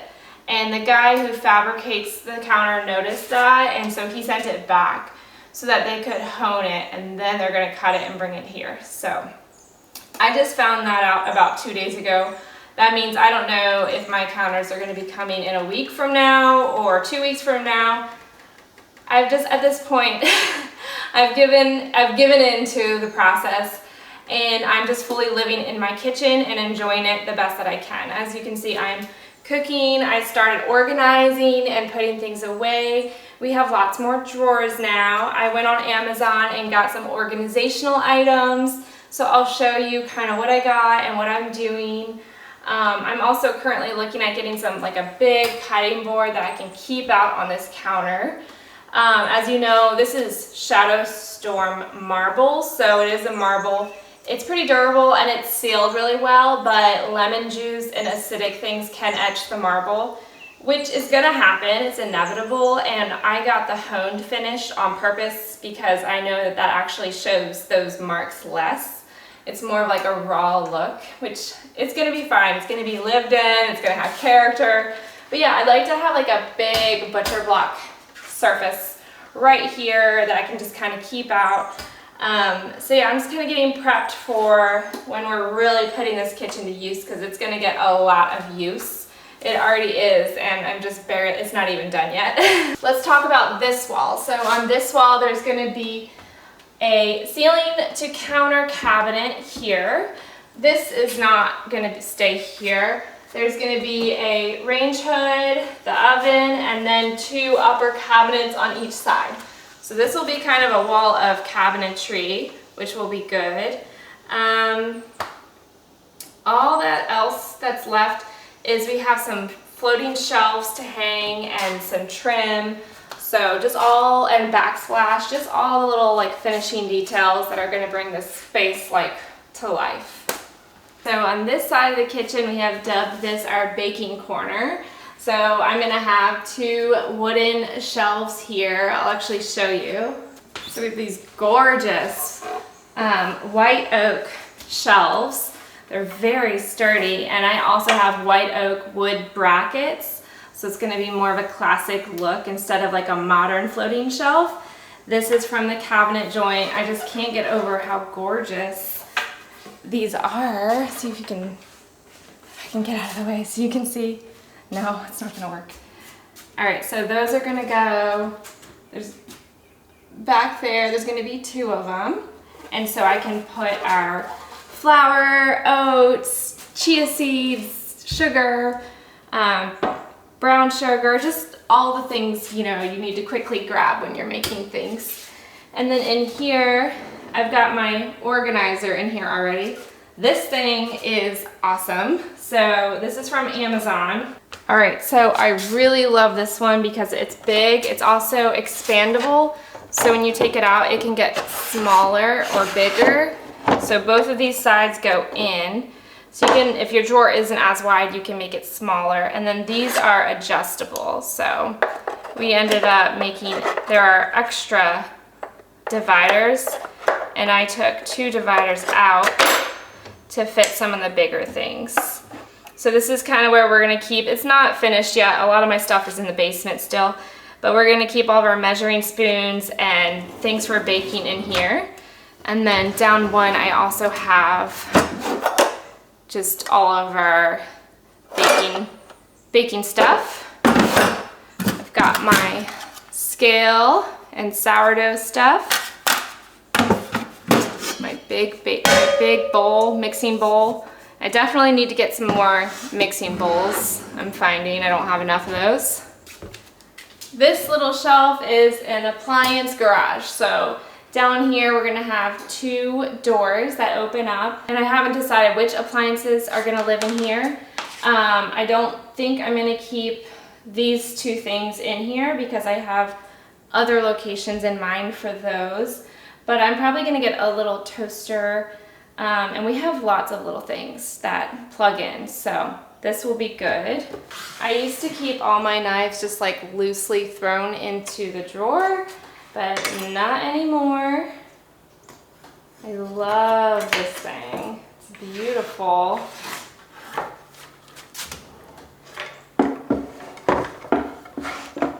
Let's see, what else did I get? And then I have these doors here just as a marker to visualize, because we're gonna have a hutch cabinet here. And when I open it, it's gonna be open to the counter with some outlets here. So I'll be able to plug in phones, maybe another appliance. And then there's gonna be shelves for all of our plates, bowls, you know, everything we eat with should fit in here, I hope. Which would be great because the dishwasher is literally right next to me. Dishwasher is gonna open up right here, so I can grab things from here and put it right in the hutch. The last thing I wanted to show you in this video is my spice organization. So I decided to get small mason jars and some simple lids to go on them. And I like these better than the spice jars that you will find on Amazon because the mouth is wide enough on the jars that you can reach your measuring spoons in there without any issue. And since I have this pull-out cabinet to the right of my oven, it's gonna be perfect for cooking. I'll be able just to pull that open, reach the measuring spoon down into the jar, and put it right into the pot. And I also put a jar of measuring spoons in that same cabinet that will be only used for cooking with spices. So everything will be right there in that cabinet. I think it's gonna be super handy. And this little labeler machine, all of these things are on my Amazon storefront. I'm going to create a little category for kitchen organization, or maybe it will just be under kitchen. I'm not sure yet, but you can look and find everything there. Just click the more button under the video for information on where to find some of these things. I buy a lot of my spices in bulk, So it was nice to get rid of the bags and the containers and just have everything clean and put away just like this. It is so very satisfying. The refill spices or anything that doesn't fit or doesn't make sense to put in the pull-out will go in the pantry. All right, so I just got a package that came in that I wanted to show you. I love this company, Yesterhome. They're from the UK. Let's see if you can see. I have found that they have the cutest, like European style house items, especially kitchen items. And so I actually didn't order enough knobs, I noticed, and I had to order a few more. And while I was at it, I got this cute little wooden pegboard. So I was gonna hang this one over here for towels. I was thinking about putting it right here and hanging kitchen towels on it, but honestly it could go anywhere. Like, I have a couple of ideas, and I also got this cute little one, and I thought I could hang aprons on it, maybe put it in the pantry, or I could put it on the side of one of these cabinets. There's just a lot of little corners that I could make really cute, and I love these. They're super. But what's great about this company is you can get those gorgeous European style unlacquered brass knobs and different items for your kitchen. You can get it at an affordable price, and also they ship really fast. So the shipping is a little extra because you're shipping to the US, but it's nothing crazy, especially if you do like one big order. But yeah, I was surprised. I think I ordered this like just a few days ago and it already came. I honestly don't know how they're able to get it to me that fast. So anyways, just wanted to share that with you guys. I am gonna wrap up this video now as I make dinner for my family. Tonight I'm doing sourdough discard burger buns, and I'm pairing that with the beef. I was cooking in the slow cooker, and we'll shred that up and add some barbecue sauce and toppings and whatnot.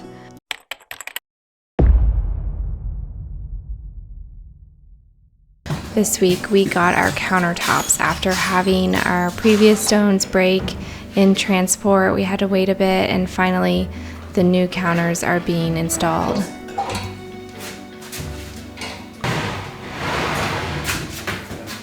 I want it to be clearer. I wonder if they have their tricks to like maybe notch the wall, give it a little bit. Like, not ignoring that, like the finish looks amazing. Yeah, it does. It's hard to believe that this dream English style kitchen that I sketched on paper is now actually coming to life. I have enjoyed every bit of the process and just realizing that I know my style, and I love how everything is turning out.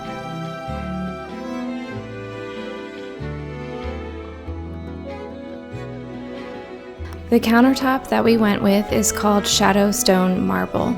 It's a great option if you love that marble look, but it's more affordable and it's also more durable. I do a lot of cooking on this channel, and I plan to do a lot more. It only took me about a minute to begin using my new counters. I am baking muffins, I am baking bread, I have a little toaster oven that I've been using to bake the bread until my oven is installed. And I'm just really savoring each moment creating in this kitchen.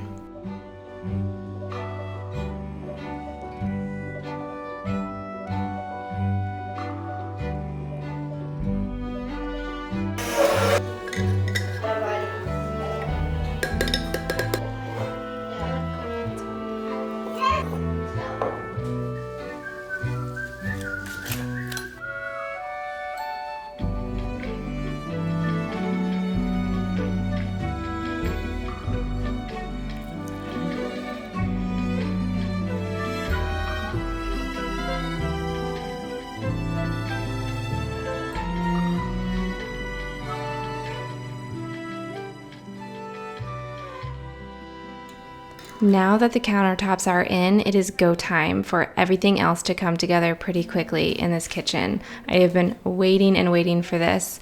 So all the guys came and got to work, and they were ready to attack. Everyone came. They were working on the backsplash, the shelving, the painting, all the details. This team of people, they are awesome. And I just really had fun and enjoyed watching everything come together. This tile that I got is from the Tile Club. It kind of looks like a Zealish tile, but it's not. It's very affordable. It has some texture to it. And right now it's not grouted yet, so it looks completely different, honestly, than when it's grouted. But once it was grouted, it came together as this gorgeous cream color that went so well with the rest of the kitchen. Those little cutouts on the cabinets are a nice little bespoke detail that I designed through the cabinet joint. I just told them what I wanted, and they made it happen.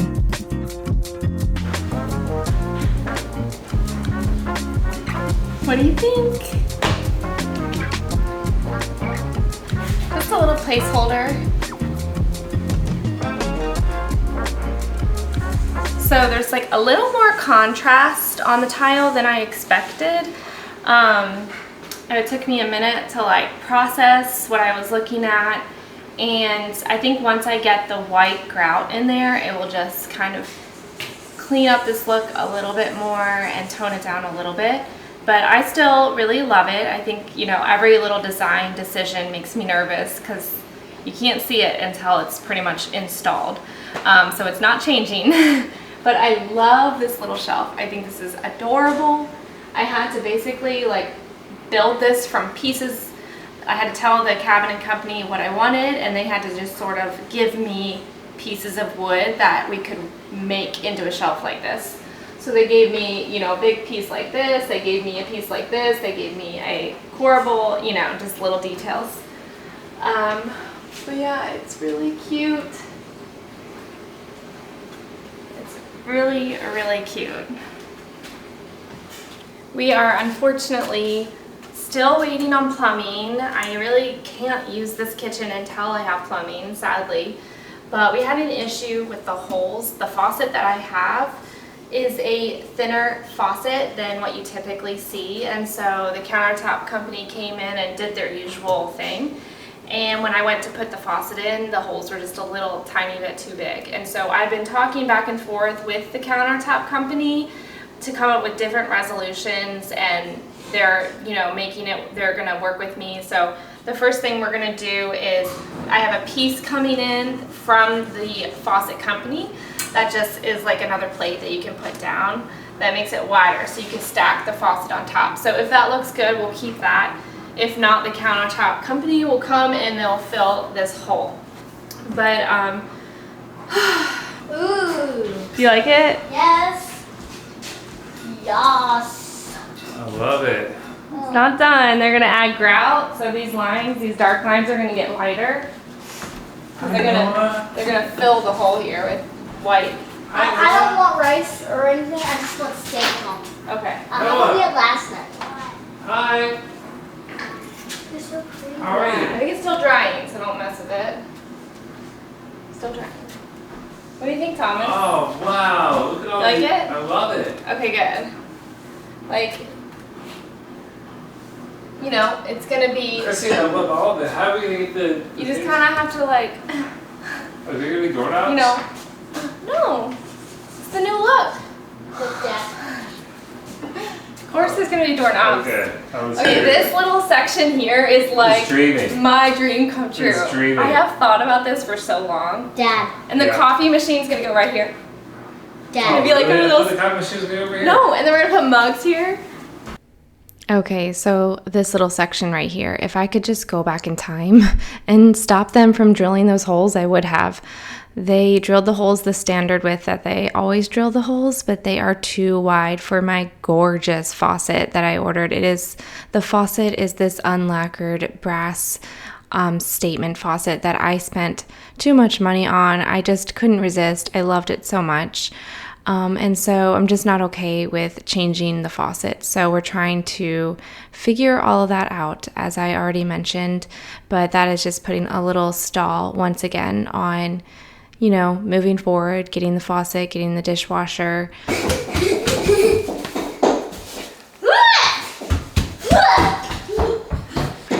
think I should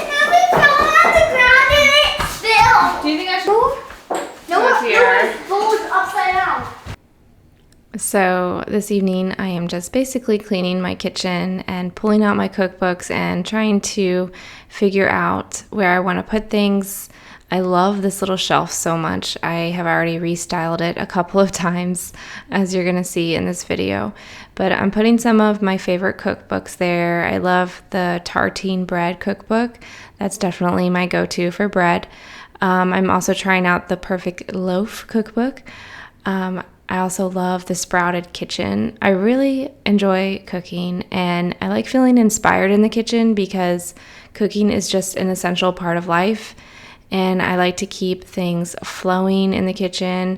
I don't want to waste money on eating out or, just eating junk food or processed food. So I'm pretty motivated when it comes to keeping a meal plan and keeping homemade snacks going.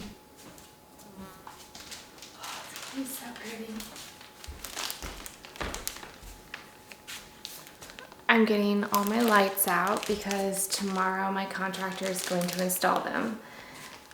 I don't like overhead lights. I prefer ambient lighting. So that's why I did just a lot of like I did the island pendants.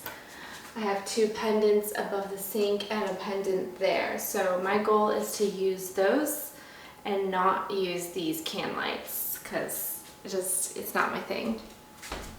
I got most of my lighting from Old Brick Lighting.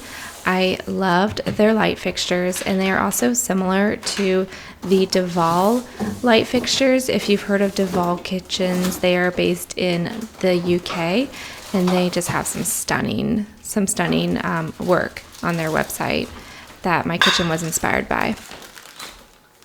So cute. These adorable sconces were from Etsy, and I'll link those below. The next morning, I was able to snag a Facebook Marketplace find. This picture popped up and it was in my area and the price was right, and so I just jumped on it, and I'm so glad I did because I think it's just perfect for our kitchen.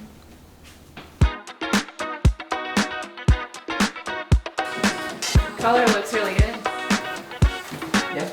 Yeah. It blends in. Yeah, it's perfect. Yeah, the other one it will be Brighter. like this white. Yeah, no, I think this is better.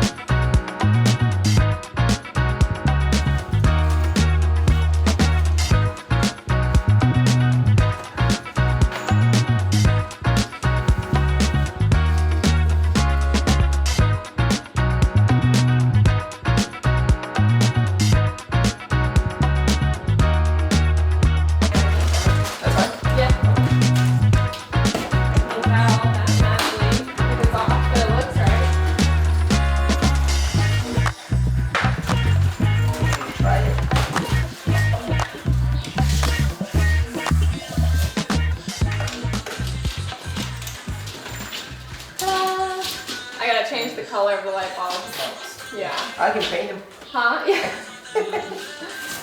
We do not allow white light in this house. Bright white? I don't like bright white. Do you? Yeah. You like it? No. It's not cozy. I don't know if you can hear that, but my dishwasher is installed and it's running right now. I am so excited to hear this thing going. We also got water. Our oven is here.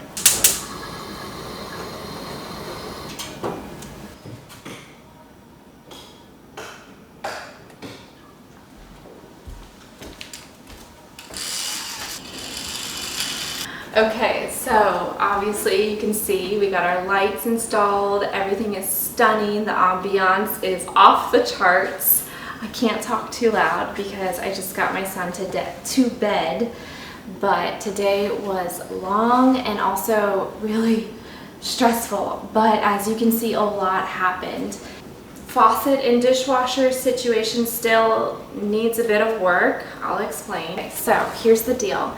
He got our faucet installed, but he was saying that the holes, they're not good for long term.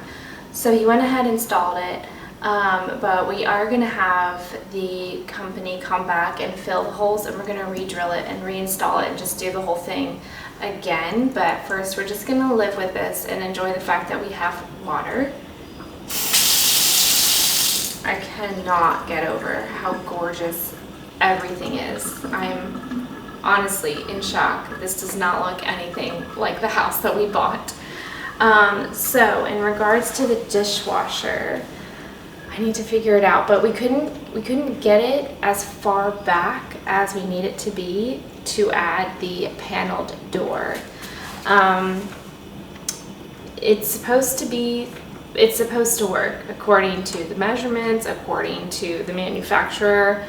The instructions, the size of this, everything is supposed to work, but we were just really having a hard time, honestly, with everything in this whole area. So it's not perfect, and actually the brackets that the countertop people were supposed to install, or I don't really know the drill, but apparently they were supposed to put it here, but I didn't know that. I didn't know a lot of things, and nobody told me. So when he came to install it, he said, you know, there's no brackets here. And so he did get it running, but it's not secured. And so it will wobble around. So the weird thing about it is, like, I don't know if it's because it's a panel ready dishwasher, but when I open it, it's like really hard to open, and also like does that. So that's a problem. We think maybe when the panel's on here that it will like stay open, that maybe it has that much tension because of the wood that will be on it, so that it doesn't, you know, so it holds the weight, but it seems excessive. So I need to figure that out. I don't know. Make sure this is still going. Okay. All right, so enough about that. We also got our oven turned on, installed. It's ready to go. So it looks like it's a beast. I'm beyond excited to start cooking there. Man, this is amazing. Today was a long day. I'm so relieved we got to this point. So this morning I prayed for a little miracle that we'd be able to get water running today in the kitchen, and that we'd be able to get our dishwasher going, because we didn't think we'd be able to get the plumber here today. We were also waiting for a piece for the faucet to be, you know, overnighted to us from the company, because we thought that we were going to be able to use this plate that was bigger to cover the hole. Anyways, it's kind of a long story, and it's really not very interesting. There was just a lot of back and forth and a lot of like different problems that I've been dealing with. So this morning I just prayed, Lord, please just let me have my miracle today of running water. And it wasn't easy, but it's the end of the day, and everything did work out. I didn't expect, actually, I don't think I expected this today. I wanted it, I hoped for it, but I thought maybe, you know, God was gonna allow me to suffer a little bit longer. But man, does it feel good to like put my dishes in here. I love housework. I love cleaning. I love kitchen work. I just can't wait to like fully live in this space. And if I'm talking extra quiet, it's because I have to be quiet right now. But I'm gonna show you around a little bit, just at what they did today.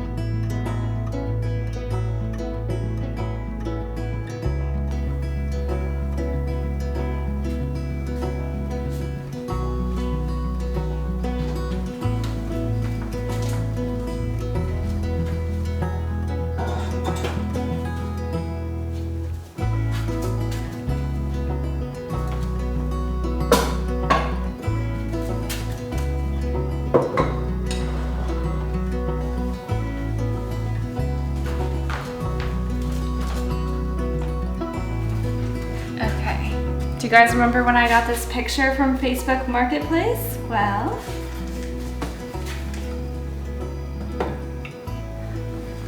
I might hang it here. I might get something else for this spot and hang it on a different shelf, but I think it's a good little, I think it's good for now. I love this plant.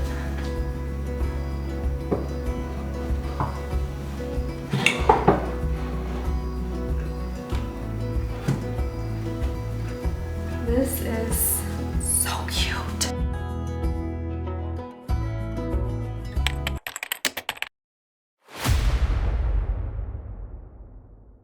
Over the past 6 months, we have been renovating our kitchen and creating a dream space for my family. With the help of contractors and some DIY projects along the way, this space has come together so beautifully, and I'm excited today to show you the final reveal. After a full overhaul, removing our entire kitchen and starting from scratch, we opened up the window, we have new cabinets, new countertops, tiles, all the details. And in this episode, I'll be sharing with you the finished kitchen, as well as chatting about all of the design decisions, the details, the lighting, the fixtures, the appliances, the cabinets, the cabinet colors, the trim colors, all the details and thought that went into creating this beautiful space.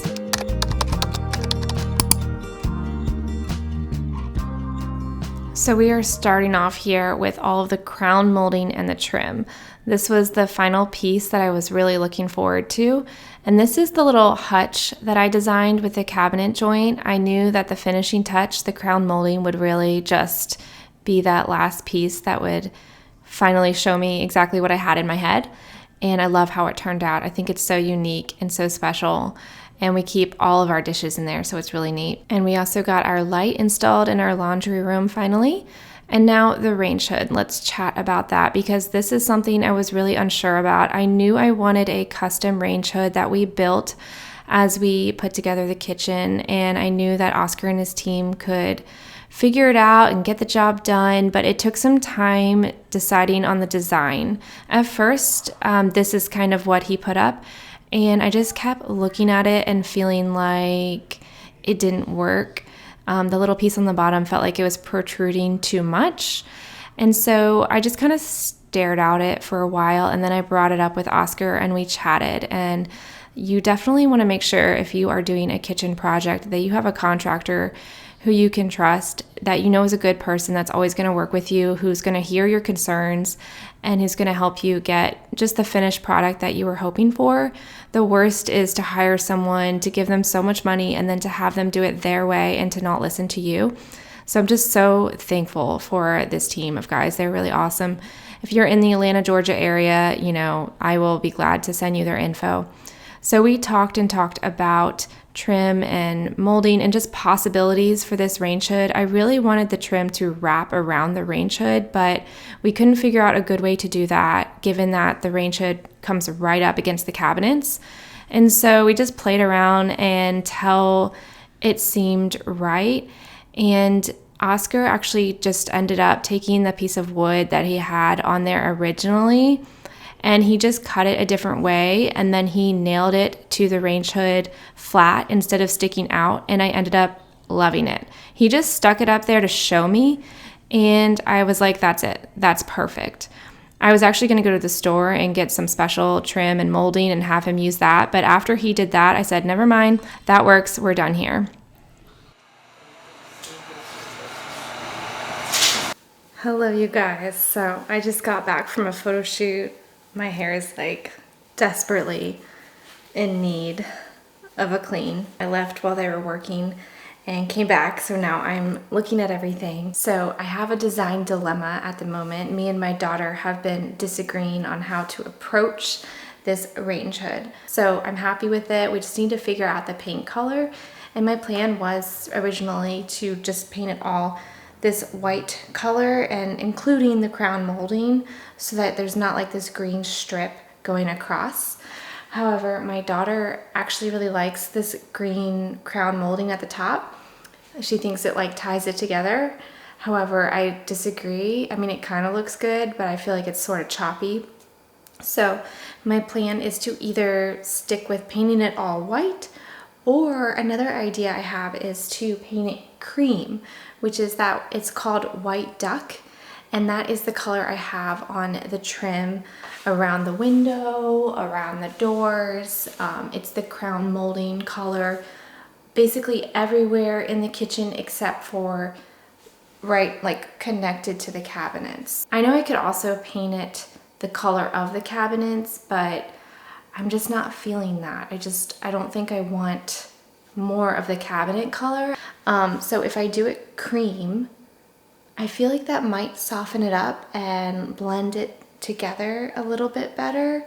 And if you see over here, the shiplap is painted cream. So it still kind of looks white, but it's not, and it's just a little bit softer. So I think it might work out. I haven't decided yet. We'll find out tomorrow, I guess, what I'm gonna do. This was the final stretch of finishing our kitchen. They were hanging up the hooks and doing touch-up paint. And as you can see, we painted the range hood cream and I love it. I think it's so soft, so pretty. I love the color palette of the whole kitchen. And it took us no time at all to just start using it.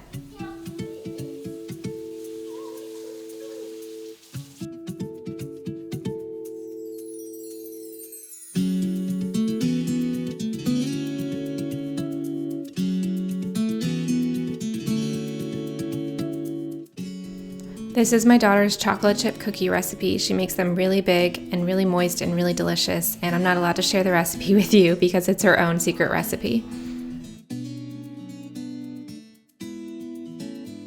This home is so special to me. We found it by honestly a miracle and an answer to prayer. We were leaving a really difficult situation with our old neighborhood, and I needed a place that we could really put our roots down, where I could run my photography business, where our kids could run around and feel safe.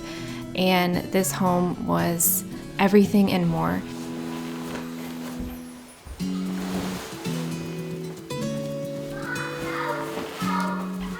I know that things can change over time. Who knows what the future holds, but our plan is to stay here for a very long time.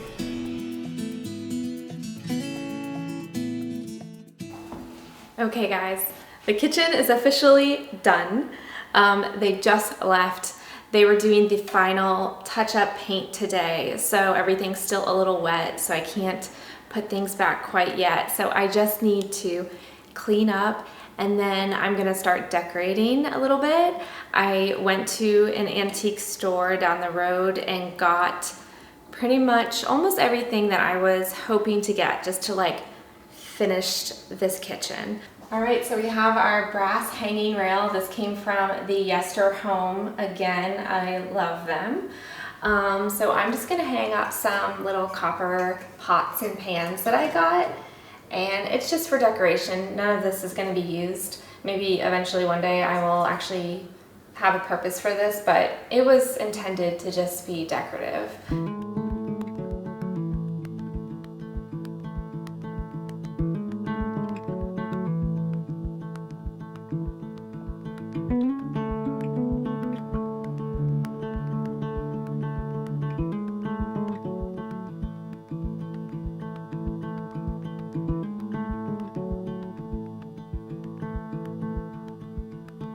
All right, so I got some vintage plates, and the idea is to do a little gallery wall. Instead of pictures, I'm just gonna do plates. And I got some special little plate hangers off of Amazon. And so right now I'm gonna lay that out and try to hang that up. I just need to rinse this off a little bit and figure out the layout.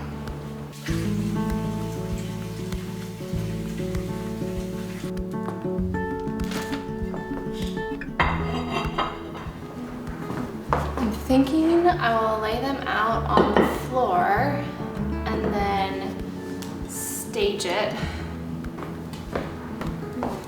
Oh yeah, that looks right. I'm still not sure if I'm gonna include the blue ones. I feel like there's another spot that those might work better. But all right, so let's start with this one.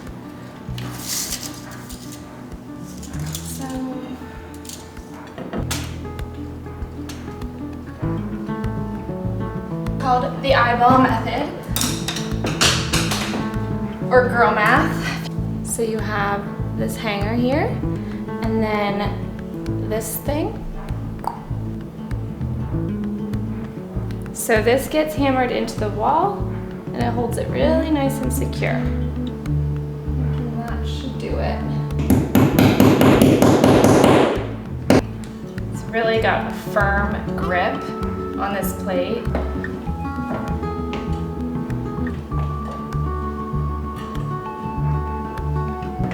How's my eyeballing? Let's see. Oh, is it not center? Hold on.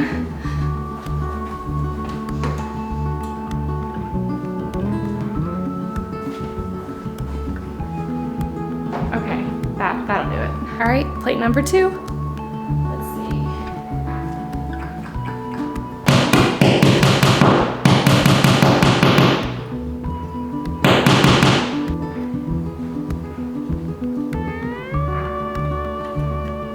Oh, you're kidding me. Oh my gosh, I'm so done.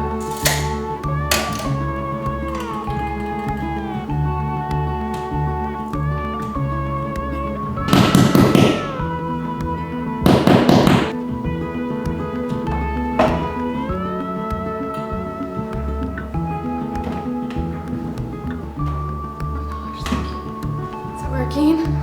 All right, so this time I'm putting the hook on first, and I'm just gonna eyeball it and make a mark.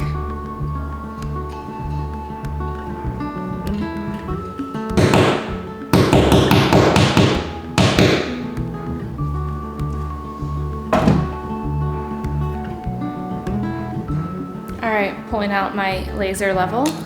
You just gotta get your level at the same height as what is being hung, and it will be able to give you a level line. If it's not even, it will not work out for you. So, see if I can get this. I'm gonna put it on the table.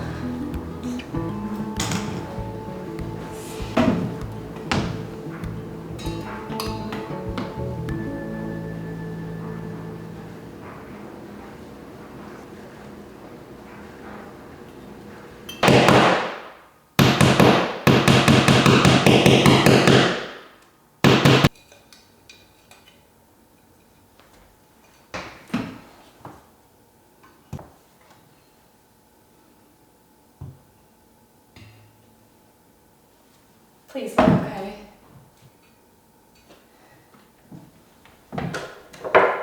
What do we think?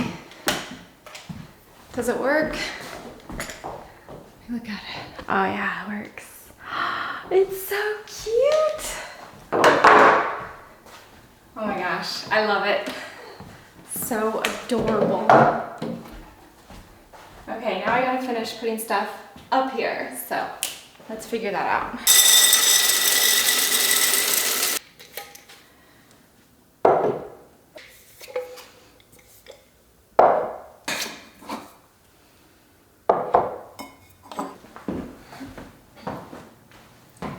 I feel like there needs to be a basket on here. There might be too many jars and things, but I don't have a basket for this, so we're just gonna roll with this for now.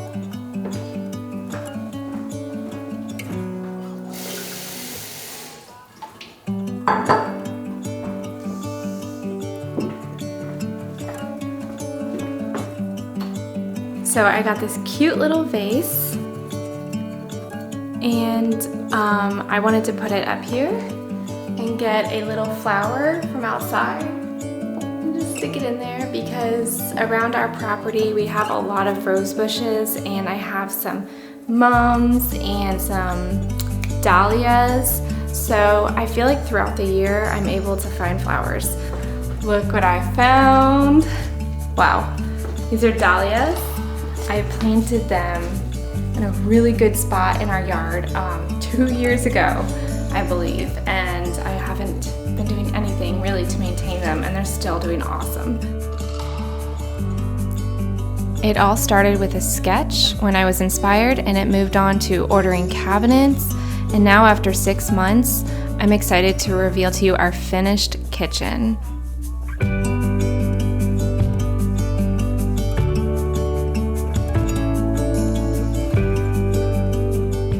My dream for this kitchen was a light-filled and airy space with lots of storage and inset bespoke cabinetry. We didn't have a humongous budget for cabinetry, and so I'm thankful I found the cabinet joint because they were able to customize the look of our cabinets and offer inset cabinetry for a fraction of the cost of your typical custom cabinetry shop. Just a reminder about where I started and how each little space has transformed. Here is the buffet that I designed for this space. And on this side is the fridge wall. We moved the fridge to the other side to open up the space more, and then I added some fun design details. On this side of the kitchen, we removed the peninsula and we put in a big giant window to open up the whole space and let in a lot of light. I have to say that this layout and floor plan, it has worked so well for us. Everything flows so much better than it did with the peninsula sticking out, and it has offered a lot more space. I didn't think my kitchen was this big, but once it was all finished, the kitchen looks huge. This was my first ever sketch of the kitchen that I did on a drive home from a vacation, and it turned out almost exactly like my original design idea. Okay, wow, so the kitchen is completely done. I love it so much. It's everything I hoped it would be. And I'm just gonna walk you through just some of our decisions we made, just some of the practical things that we did. And so we'll start with the cabinets. So the cabinets are from the cabinetjoint.com. This is kind of a cool company because you go online and you work with a cabinet coach and you can custom design every aspect of your kitchen. So I was able to basically design my kitchen myself, which is something, it was really fun for me. But you know, they tell you how to measure your kitchen. So you measure from, wall, each wall has like a letter. So from A to B, it's this much, from B to C. So every aspect of your kitchen is measured down to, the nearest inch. And then you design based off that. So then you say, okay, I want a 3-drawer base cabinet that's 29 inches wide here. And then and you kind of fill in, you see how much space you have, and you build your kitchen based on what you want and what measurements your kitchen has. So some fun things I was able to do because of that is I was able to create these custom cutout design in this little cabinet hutch here. I was also able to take a space of my kitchen that was basically unusable, and I did not think that there was going to be enough room in the kitchen to do this, but we added a buffet cabinet, and it's really built into the wall and it's thinner than your typical countertop, so that we would still have plenty of room to walk around the table. So that buffet cabinet stores like a lot of our appliances and also coloring books and odds and ends, party supplies, baking supplies. It's just an awesome like overflow storage, but it just really adds to the whole look of the kitchen. We even wrapped around a beam, and I was able to tell them, okay, like the measurements for the width are here are like 22 inches, and then you have this beam here, and like I want the counter to keep going straight, and the width there is you only need that width to be like 10 inches. And then the next level we have brick, and which makes the width even different again. So I think the width there was like 17 inches. So they're all different sized cabinets, but when we installed them, it created one seamless flush front. The island I was able to totally piece together how I wanted. I added a double pull-out trash bin that did not have a drawer on top because I wanted the whole thing to be for trash. That's definitely been helpful for us. We have a lot of trash in this house. And then I also added a cutout for my Breville toaster oven. We use it a lot. It's basically like an extra oven for us. And I wasn't willing to like give it up. And I also just didn't want it to be on top of the counter. Since we're designing the kitchen, I wanted to really design it exactly how I've always wanted and not have any like annoying things that bother me. So that fits in there. I added a drawer underneath for like towels and pans. I added a thin cabinet for cutting boards because there's just a little bit of extra space in the island. So every aspect of the island has really been customized. I also added drawers here on this side so that when I'm at the stove here, I can turn around and grab all of my cooking utensils, things I need. And then we've got deep drawers for pots and things like that. I also added a dishwasher panel. So the dishwasher is a Bosch 800 series built-in style dishwasher. So they were able to give me a panel for that. So it looks like custom cabinetry. It's amazing. And then on the other side of the island, there's just a little bit of space. And so we decided to turn it into some shelves. So it's really nifty. I actually like to take all of the water bottles and things that people just sort of leave on the counters, and I just stick it in that little shelf now, which just helps me just keep this place looking less cluttered. And then what else? I'm loving the counter to ceiling cabinets. I'm finding that I'm not totally using them for appliances. I'm more using it for just like hiding things that are just out on the counter all the time. We have a couple little random things that we use a lot that I just don't want sitting out. So those are now going in these cabinets. I went with a Kohler Whitehaven cast iron sink. It's beautiful, I love it.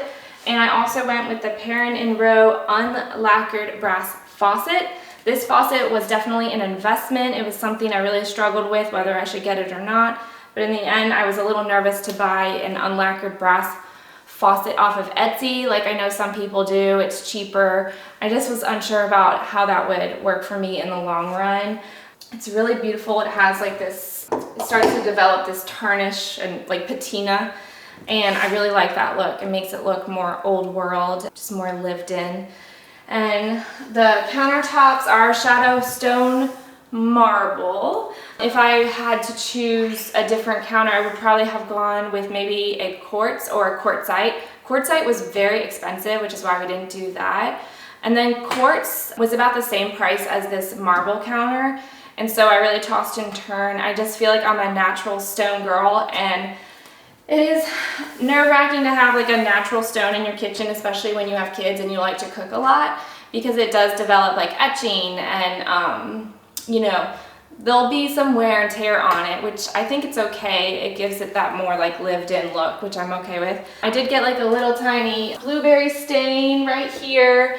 I was able to mostly get it out. So it's not like the most practical counter, but I love the look of it, and I don't think it bothers me that there's gonna be some wear and tear. I'm just gonna enjoy it and live in it and just not worry about it too much. The tile is this beautiful square, like handmade tile from the Tile Club.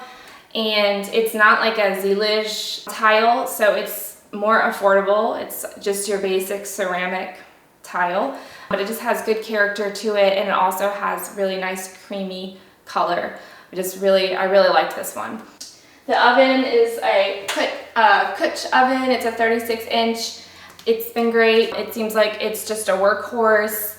I wanted originally to get an Ilve oven, which has that Italian look, but decided not to, just because I wasn't sure based on some reviews I found whether it was as practical. And I just saw really good reviews for the Kutch oven, and it seemed like a safe buy. The price was, you know, not terribly high. It was definitely obviously more expensive than your beginner range, but I definitely wanted a slightly more upgraded range this time that was a little bigger. So I got that with this. I'm happy with it.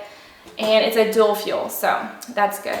The light fixtures are stunning. The ones above the sink are from Etsy, which I'll link below. And then the other two lights are from Brick House Lighting. They do an excellent job. They also make that beautiful like Duval style lighting, but more affordable. Instead of the modern floating shelf look, I wanted something that looked a little bit more, I don't know, old world English style. So I love how those turned out, and I really wanted